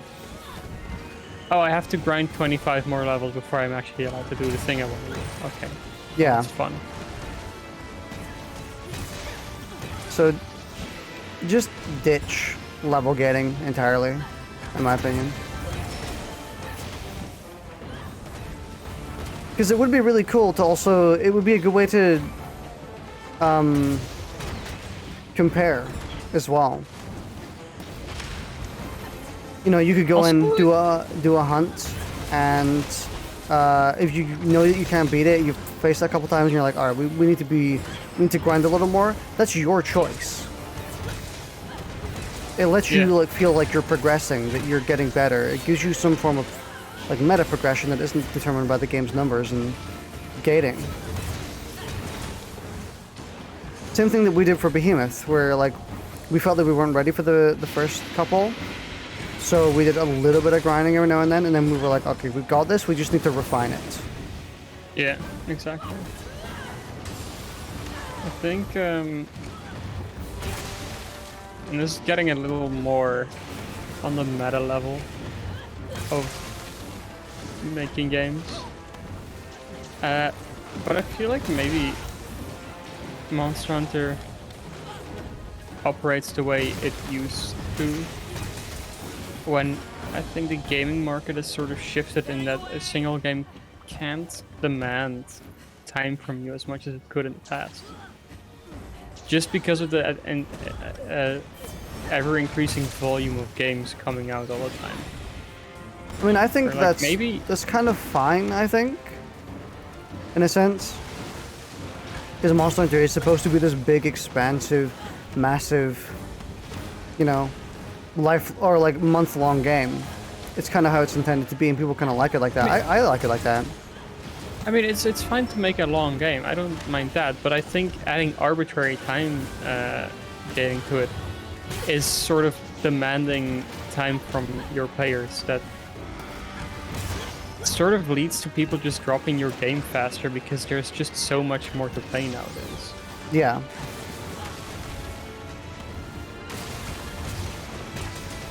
I mean, it does kind of just boil down to, like, once you're done with the story quest, everything should just be unlocked. And, like, all the content, all the DLC, every monster, it should all just be right there for you to do, just with recommended levels. And if you don't meet those levels, the game doesn't stop you from going in and trying and doing it. I feel like going that route would also give those players who are demanding a like tough experience, that tough experience. It's kind of like how it would be kind of how Elden Ring functions, where if a boss is too difficult in Elden Ring, and you just know that you can't beat it, if you're one of those players who wants to tough out with that challenge, you can just stay there and grind it until you like one hit it, or until you no hit it. you know, you don't take any damage. Or you can be the type of player who goes out, finds a Zerg combat, and deletes the monster or the boss in like 4 seconds. It gives like a much more like organic, player-driven form of progression that the player will tailor to themselves, rather than having the game be like, oh, you're not level 100 yet, you can't face Risen shit and farting 42. You can't face Stink bug. can't face fucking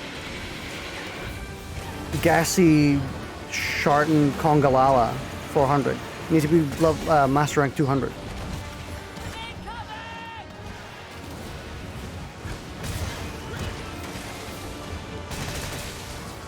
I feel like it's also just a very like easy change to make, because it requires putting in less effort.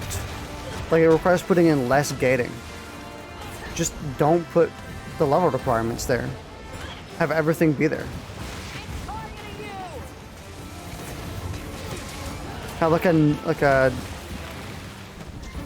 a new content board where it's like everything that this is there that you can play. Oh yeah, there's just like a recent content tab. Yeah, exactly. Very helpful. You're the target.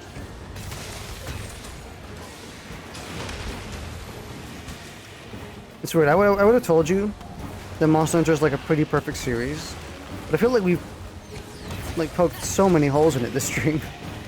I guess not like holes, but things that could be Areas for improved. improvement. Yeah. Things that that could be done better. And I feel like we've actually given some really like decently solid suggestions this time. Normally when you do the you know, when a gamer does the I don't like how this is, you should do this, X and Y, they're like blatantly wrong. Yeah. I think we had some good suggestions.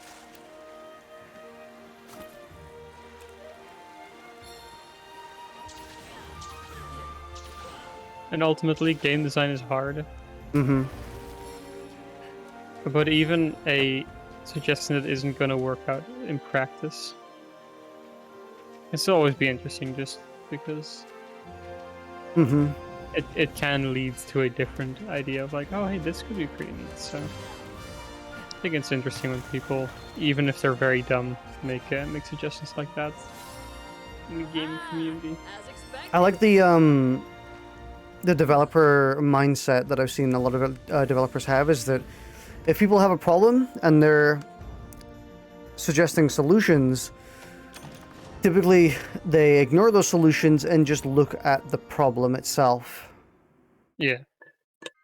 Instead of being like, I don't like this, you should change it to this. Be like, okay, so they don't like this, why did they not like this?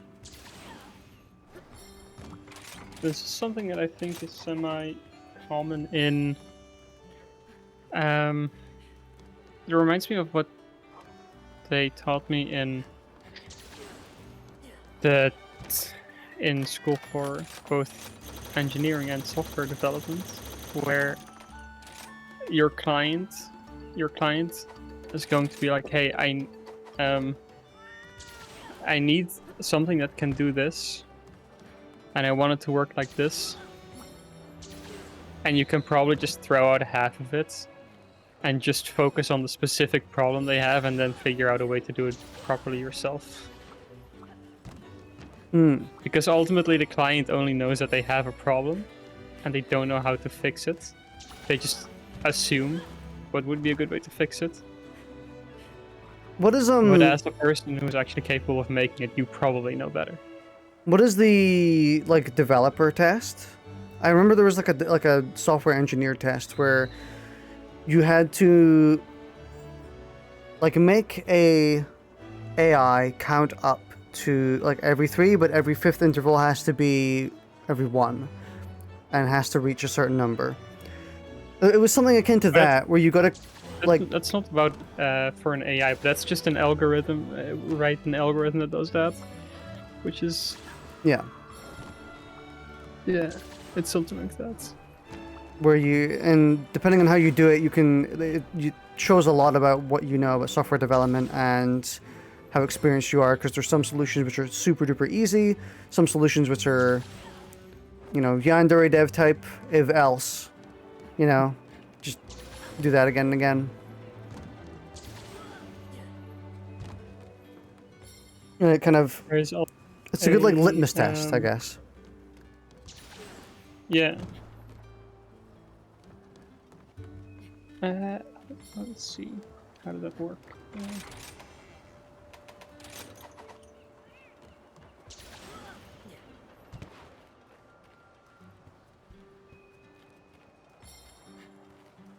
This is really weird because I actually kind of feel like our Monster Hunter streams are.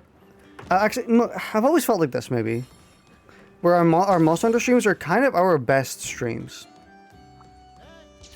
our best. I mean, aside from Outlast Trials, obviously that was very good. But in terms of like recurring content, Monster Hunter streams are just like really high bar, I think. Yeah.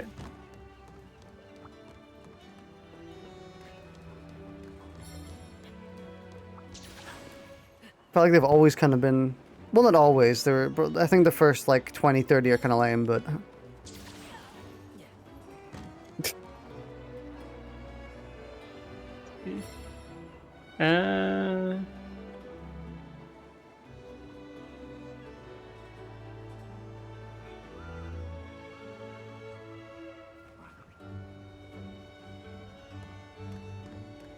it's like the perfect game series which lets you jump from topic to topic to topic.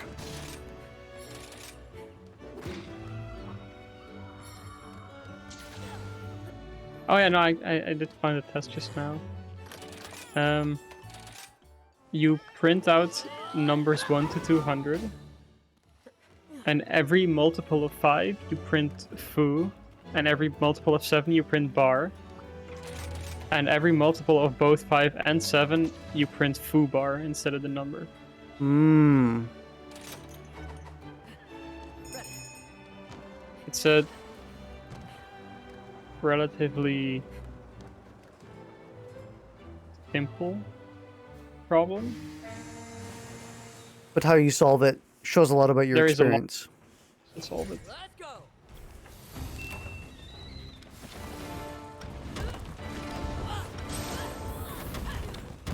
Like there are some coders or like super experienced coders who can do it in a couple lines.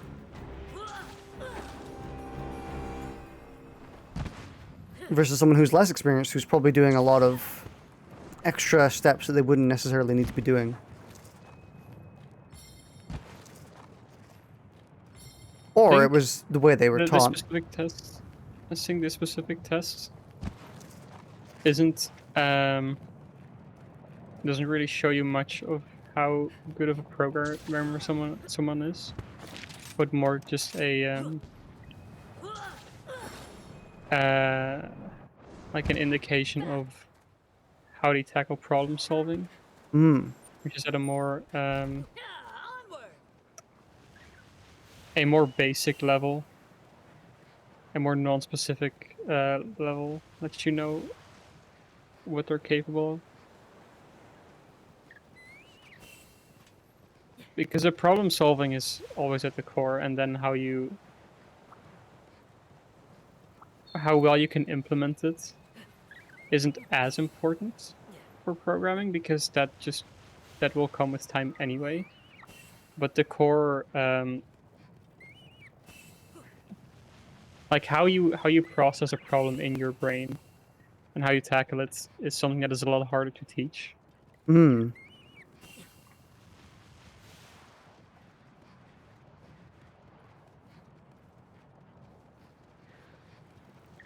It's also why, in general, every programming language you learn after the first one is going to be a lot easier to learn. Because with the first one, you're figuring out what your options are, what you can and can't do, what tools are available to you. And then in the next when you have to learn a different programming language, you aren't thinking like, what is possible, but rather you're more thinking of this is how I would solve it in the language I'm familiar with. Now I just gotta find an equivalent in this one. Hmm.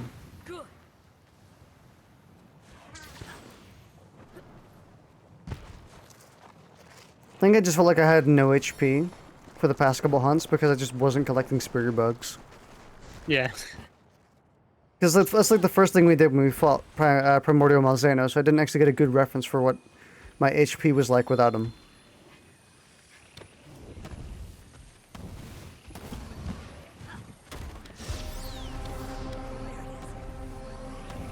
Oh, I love Basil because you got such a huge head, dude.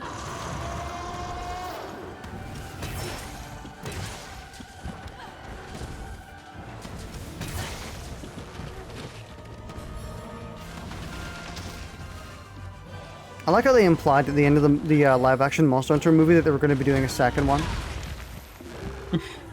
Like, it has a whole ass, like, cliffhanger ending. Yeah. I mean, I wouldn't mind a second one, but... I was about to say I think we're still in a very small minority of people that actually think the movie is pretty decent. Yeah, I do actually genuinely think that movie's pretty good. I think it's just like fandom being too stingy about it. Yeah, we're very much in the minority of that. I got real miffed about that at one point, where I saw people make like, Monster Hunter movie, what are you talking about? There is no Monster Hunter movie.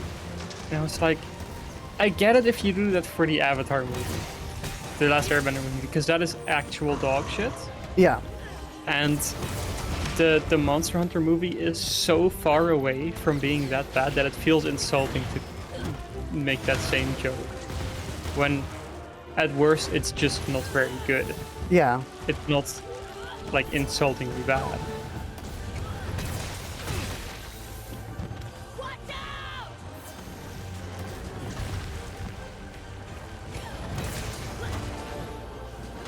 It's just like shockingly faithful, and I don't think people appreciate that as much. Like, of course, I think people just see the original premise, you know, like the real life person gets transported to video game world, and like they scoff, which I mean is an understandable statement to make.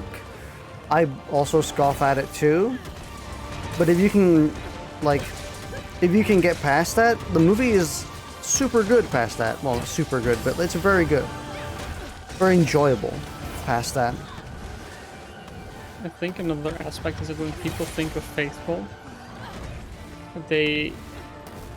Monster Hunter, I guess, is a series that already feels very cinematic when you're playing it, because you're fighting these huge beasts, and I think people want that on the screen to like relive that feeling.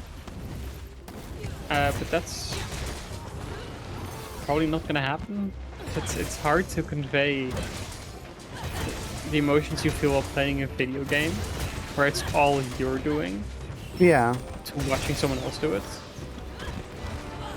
Which I think if you're looking for a movie that gives you the rush of beating Fatalis for the first time, it's just not gonna work.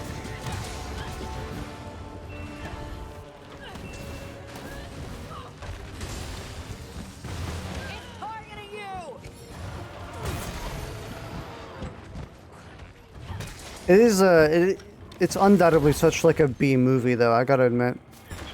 Like the Ron Perlman cameo and a couple other dozen things, the cheesy ending.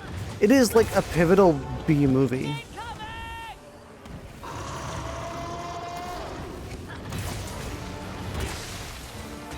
It's, as far as the movie scale goes, it sits at the point where I like to say the movie isn't very good, but it had a lot of fun. Yeah. I really enjoyed it, regardless of actual quality. It's a very fun movie, but it's not a great movie. Yeah. And I think that I enjoyed myself while watching it is a more important metric, Yeah. but also it is more subjective. Where something like Everything Everywhere All at Once, right, is a very good movie. But I could also understand someone not having fun while watching it. Yeah. But it is, by all accounts, still a fantastic movie. Yeah, or like Across the That Spider-Verse. doesn't matter if you don't enjoy yourself while watching it.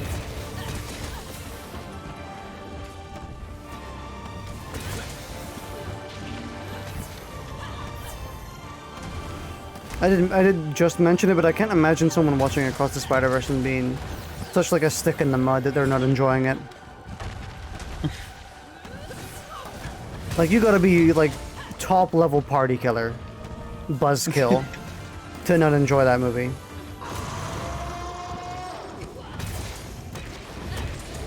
Yeah. I think thinking of MCU films are similar. Where people really like shitting on MCU films for a lot of valid reasons.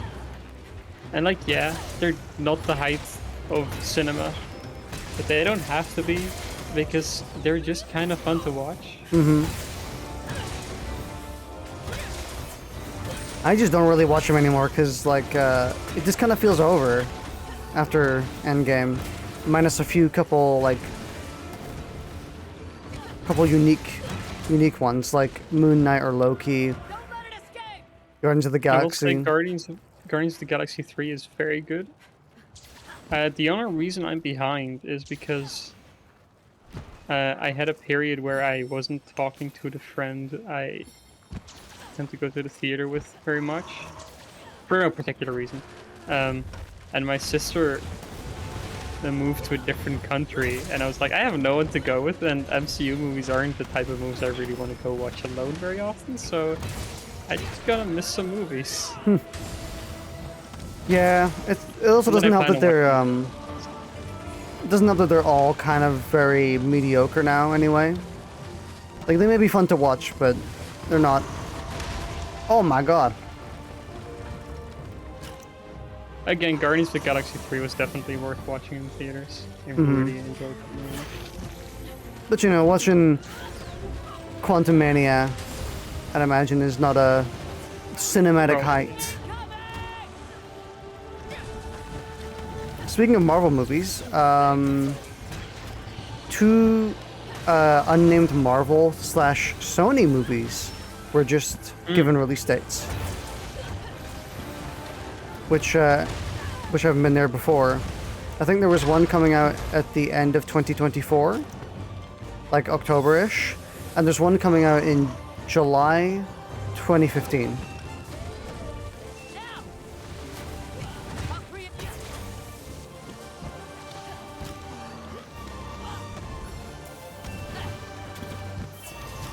So the one coming out in, people are saying that the one coming out in 2025 could be a new Spider-Man film, like live action. Oh, what are we doing? These are anomaly monsters. I saw you doing it. I was doing the same.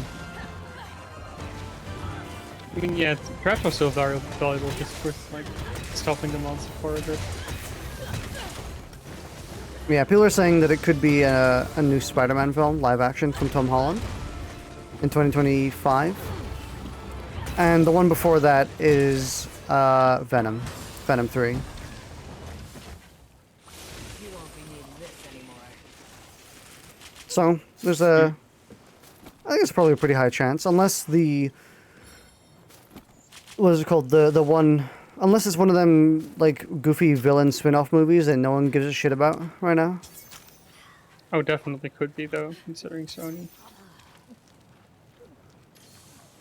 I mean, there's Kraven the Hunter coming out, right? At some point, or it was revealed. I cannot believe they're making that movie.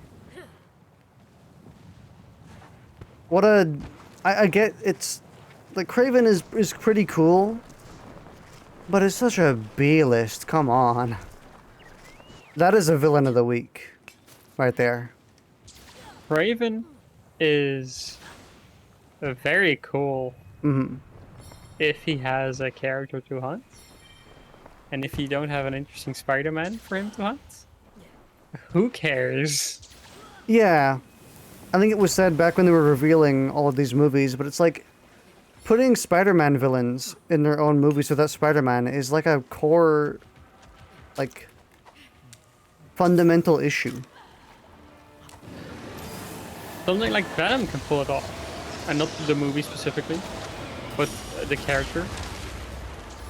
Because Venom is interesting enough without Spider-Man. I actually, if Venom hadn't come out and it wasn't pretty good, and the sequel wasn't pretty good as well, I would have somewhat disagreed with you, and I still actually do kind of disagree with you. Because, Venom, the Venom movies, the Venom in those movies is not really the Venom in comics or as a Spider-Man villain. It's a completely different character by all accounts. Like the relationship that they have with Venom and like... Venom in comics also isn't tied to Spider-Man villain as much as other Spider-Man villains are. True, actually, you're right. He does have his own... Because if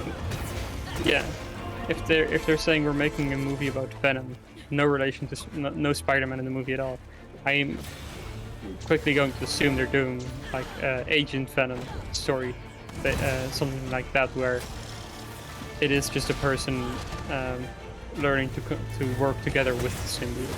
Yeah. Which is, I suppose in the aspect you're saying, yeah, it is more like they have a presence by themselves rather than needing Spider-Man, which most of them do. Also, if you're gonna make Spider-Man villain movies, I think you need to pull out the crazy shit and make a Stiltman movie. The Stiltman? I genuinely think that is a type of shit where the fact that you're making it alone is gonna draw people to watching it, and you can just make a really dumb movie for fun, and people will watch it because let's go see the fucking Stiltman movie. Why not? That sounds like a great time.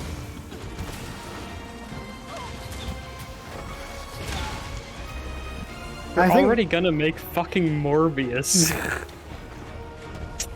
Honestly, I feel like one of the core issues that we've been seeing in these Sony Spider-Man movies, or Spider-Man spin-off movies, is that they try and make them all anti-heroes. Yeah. Like, Morbius is a dude who, like, kills, like, oh, right, I forgot about that. I have to wirefall that. We only have 2 deaths. Oh. Yeah, I forgot that I have to wirefall that. I was trying to stay on the ground. Yeah, they try and make these villains, like, have some form of redeeming factor to them where, like, they can be seen as good guys. Or, like, they're doing good things. But it just doesn't really work for most of them, especially if you're going to have, like, 4 or 5 different anti-heroes who are all supposed to be apparently against Spider-Man. You kind of just, like, lock yourself into this really bad situation where Spider-Man is fighting these people who are technically also good, and they're doing the same. And then, like, the reasons they're fighting are arbitrary. Like, they're fighting because they fought in the comics at that point. When, I don't know, are they scared to make a movie about a villain? Did they not see Joker? I haven't seen Joker, but... Yeah, me neither. But that was super successful. Like, imagine a movie where Venom is the villain and, like, goes around fucking ruining people. But then is just, like, meets someone who they hate and who's technically the antagonist of the story and then is also... And they go after them. I think Venom is the one that has the inherent capability of being turned into an anti-hero because he's a good person literally trapped inside of an evil person. And that is a balance that sort of lends itself to an anti-hero type. Yeah. But fucking Morbius? For Michael Morbius, fucking vampire guy, I want to drink blood or whatever he does. I didn't watch the fucking movie. Yeah, that doesn't work as well. He creates a cure for his disability, which leaves him like bedridden and like he can't move a lot. And his friend who has the same issue is like, hey, can I have it? And he's like, no, it's got a terrible curse with it. You turn into a vampire. But he's like, no, but I want to live. Like, I don't want to be stuck, like, disabled my entire life. Then Michael Morbius is like, nope. But then the character manages to steal it anyway. And for some unknown reason, just, like, starts doing bad shit because now he can. It's a very dumb movie. And it's one of those things where it feels like such a forced confrontation. Like nonsensical confrontation, but that's also just the movie in general. It's not good. Yeah. You know what movie's worse though? Fantastic Beasts 2.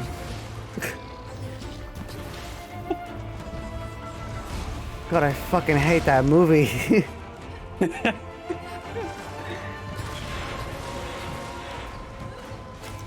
I've said it before, but normally when I come out of like watching a movie in theaters, I have like a movie high. Like, you know the movie high. Everyone knows the movie high. Where it's like, oh, that's such a cool movie. It's like the only movie where I was like, this is a 5 out of 10. Like, not that great. When I came out of the movie. And that was a bad sign because it meant it was fucking dreadful.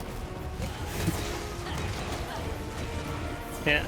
It's why, for example, when I mentioned like, oh hey, I just watched Spider-Verse, and you're like, oh, how does it compare to the first one? I was like, I cannot say that right now. Because I just saw it and it's hype.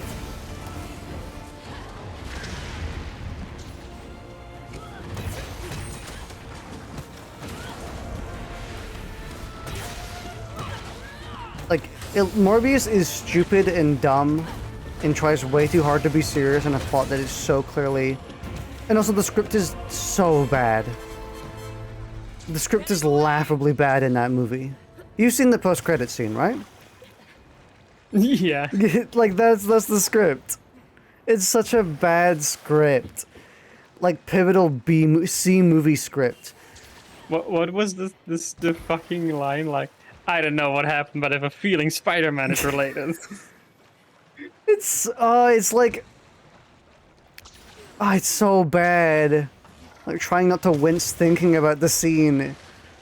Like, how could you put that in theaters? Like, I get secondhand embarrassment for everyone who contributed to that scene.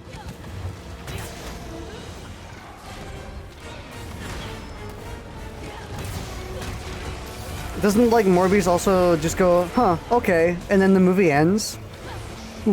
Like, I don't know what happened or why I'm here, but I think Spider-Man has something to do with it. Huh, okay. Movie ends. Morbius is just like, who the fuck is Spider-Man?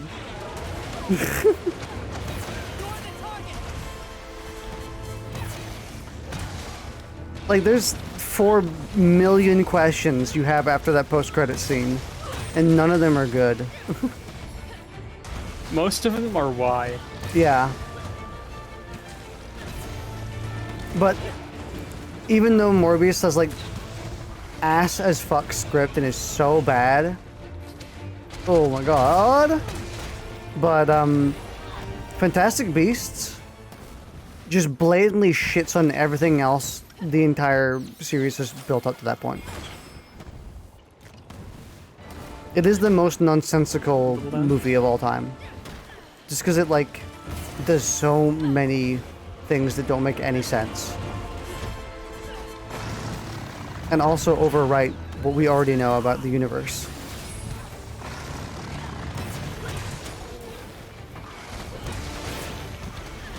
I'm so sad that the third movie seems to have done okay in the box office.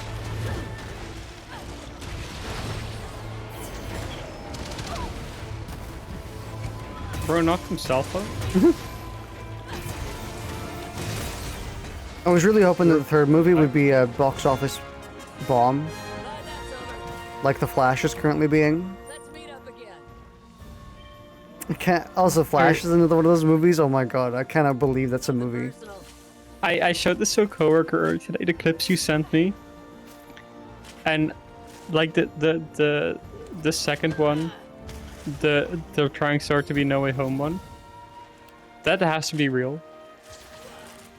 But the first one you sent me, I look at that clip and I think it's real because it's too high effort to fake this.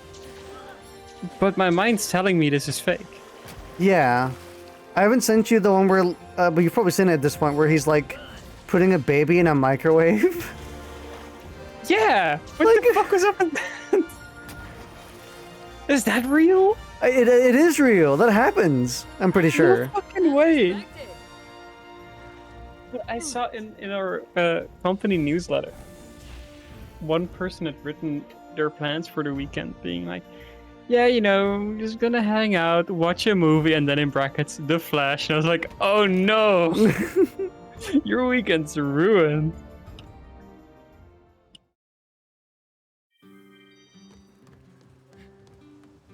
I cannot believe that's like a real movie. Thank you for your patience. Yeah, it's... Ooh-wee. Also, you don't give a shit about spoilers for The Flash, right? 100%? You don't care? No. Well, if you do, I'm sorry for you, but also you'll mute the next, like, 10, 20 seconds. You're welcome. You don't have to watch it anymore. You don't have to watch anymore, okay. But, there's a scene where the Batman, or Keaton's Batman, you know, the guy who plays Vulture, the classic Batman, like, sacrifices himself to try and hit a ship. It's in the big battle, the one that looks fake as fuck.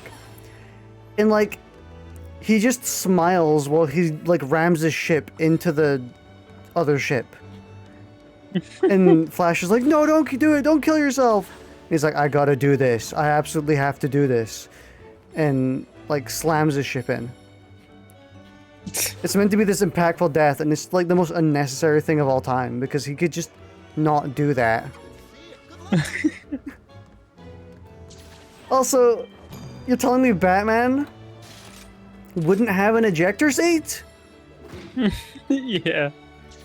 God, I love the Nicolas Cage Superman. This is so funny.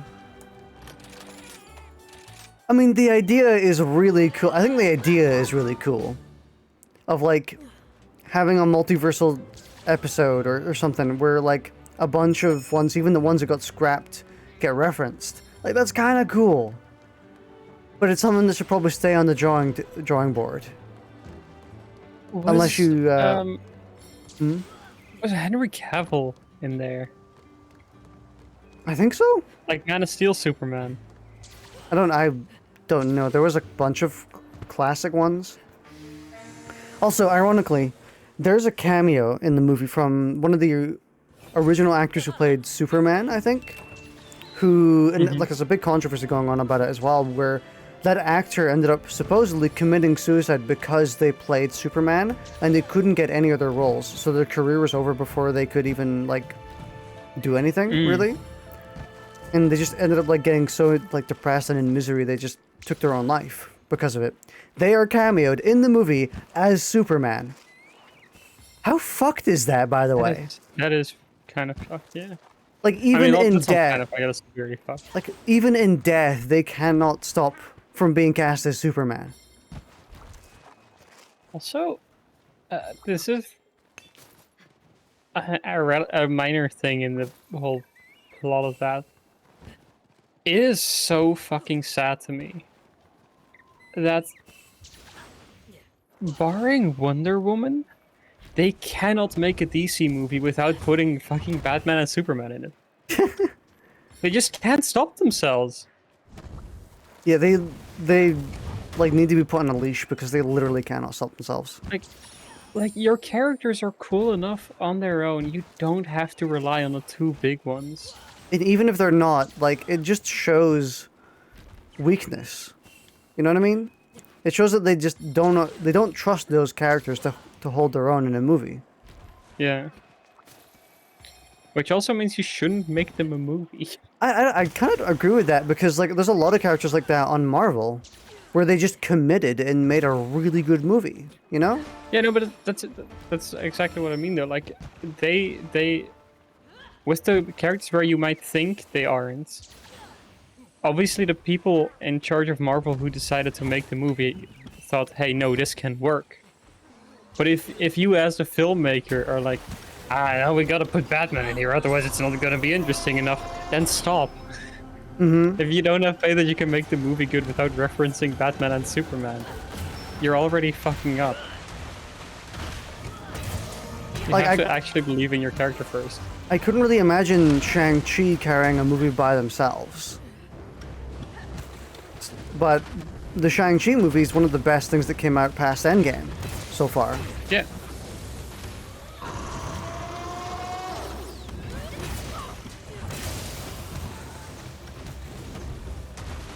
It's after you!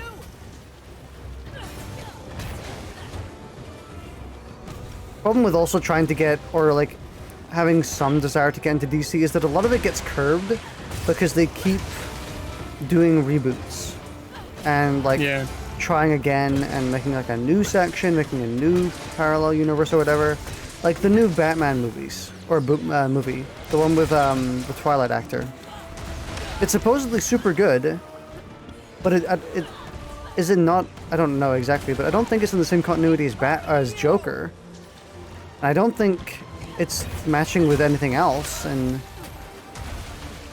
like they want to have this MCU so bad, but they aren't really committing to any of it.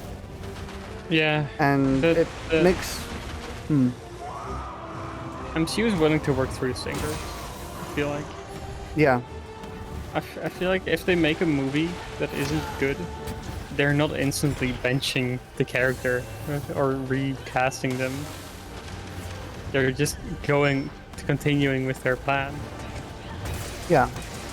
Like you kind of just gotta commit. You gotta trust that. You know, because MCU has had like plenty stinkers. Like Thor: The Dark World. Well, kind of like Captain Marvel. I feel like with very few exceptions, the MCU's bad movies aren't that bad. They're bad in comparison, but they're like mediocre at worst. Or some of the bad MCU or where the bad DC movies are worse than the bad MCU movies. Yeah.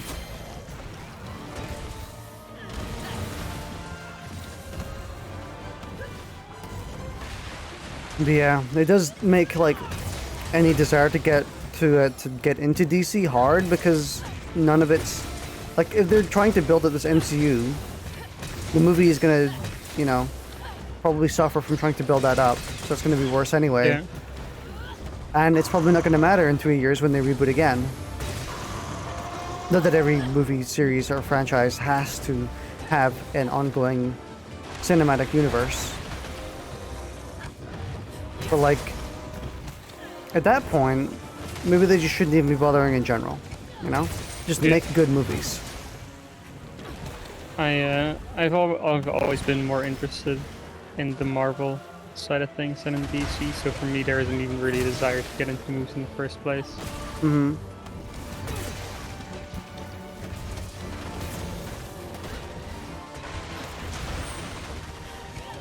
Marvel simply has more characters I'm interested in.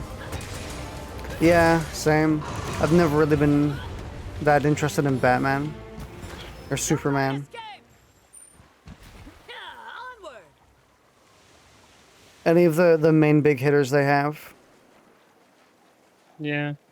I think Flash is pretty sick as a character. I like super speed as a power.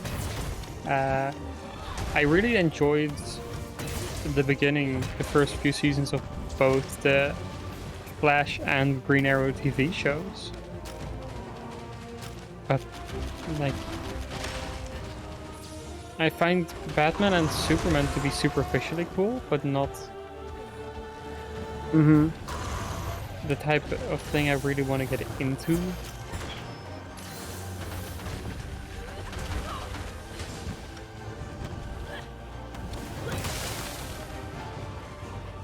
Yeah, I feel like you maybe just have to grow up with like Batman or Superman. And then they can just kind of like decides the coin toss on what superheroes you're that interested in. Also, this might just be my perception of things. It actually probably is, sure. But I feel like DC has more variations of the same character within the same continuity. Like how Batman has 6 Robins. Mm-hmm. How many super people are running around at this point? 4? Oh fuck. Yeah, 5 if you include dog.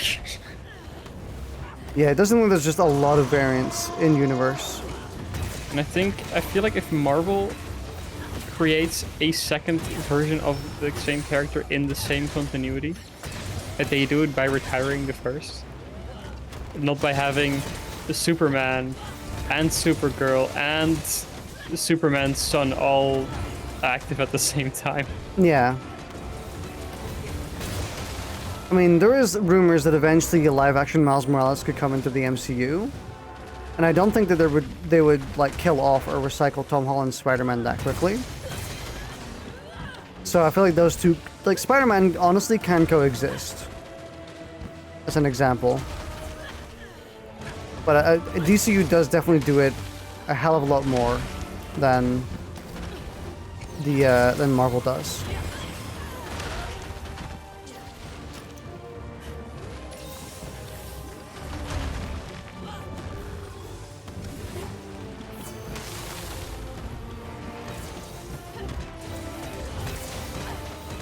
Even then, Marvel mostly do it through like multiversal stuff too.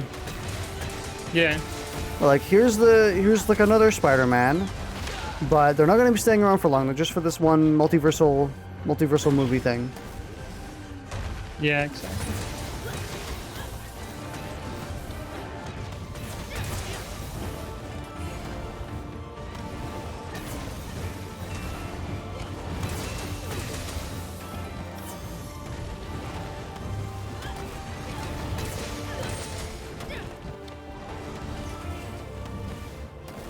Aw, bro, misfired.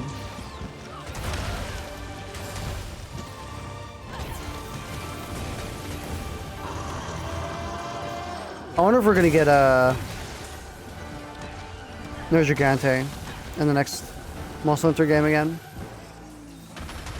Would I be really cool. hope we do. Gigante was a very cool monster. Honestly, shocked they didn't come into this game.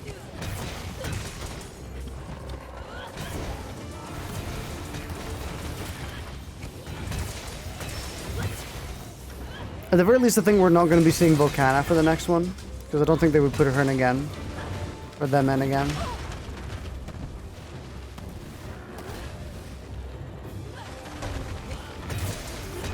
They tend not they to. do it Baratheon. Yeah, but they tend not to do it 3 times in a row. I mean, that's also kind of a lie, since Nargacuga and like Zinogre have been very prevalent.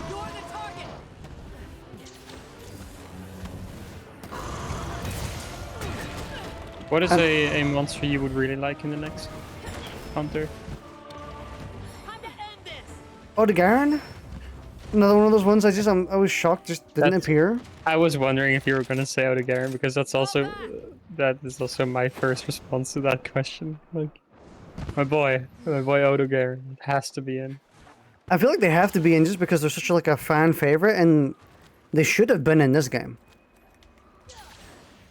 Yeah, it's kind of weird how I feel like thematically his armor sets would look so good in this game, and he just isn't here. Mm-hmm. Especially he's really fun to fight. Yeah. I think this was my last one. Yeah, they really. Nah. I'm really shocked they just weren't in this game, but I think they got to be in the next one, 100%. Either that, or for some reason they're just gonna like ignore them. Like, you can't tell me the thought in putting in Juratotus over Waddicker. And there's not a chance that Waddiger's not going to be in the next game. What if Juratotus is in the next game? Oh my god. Actually, we need to cancel the next game. I don't think it should be made. Just on the off chance that they put more fish people in there, fish monsters. Just don't stop. Don't bother. I feel like they're going to put in the one that everyone hates, just for a The laugh. cheek one? The cheek one? Yeah. The, As expected. Plesioth, I think that's it. Yeah. The one that everyone fucking hates. The one with the, like, that hit checks you. I feel like they're gonna put that one in just because people hate it so much. But also, like, there's no way you're putting Juratotus in the next game. There's not a chance. I refuse to believe it's happening. Unless one of the like, if it does, one of the developers absolutely has a stranglehold over the franchise and is demanding they get put in every game. I'm gonna put up a video in like a year, like a game theory mock video, being like, why is Juratotus in every game since they were announced? Welcome to game theory.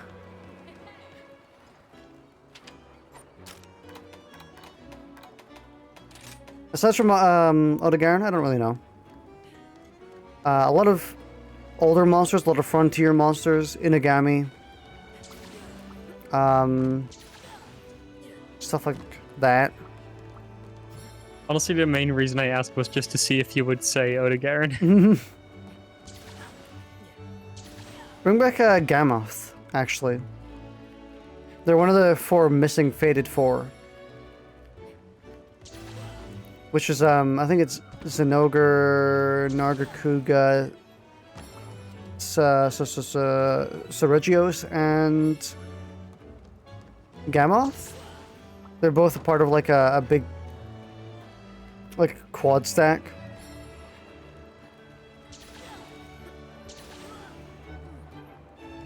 They almost had it in this game.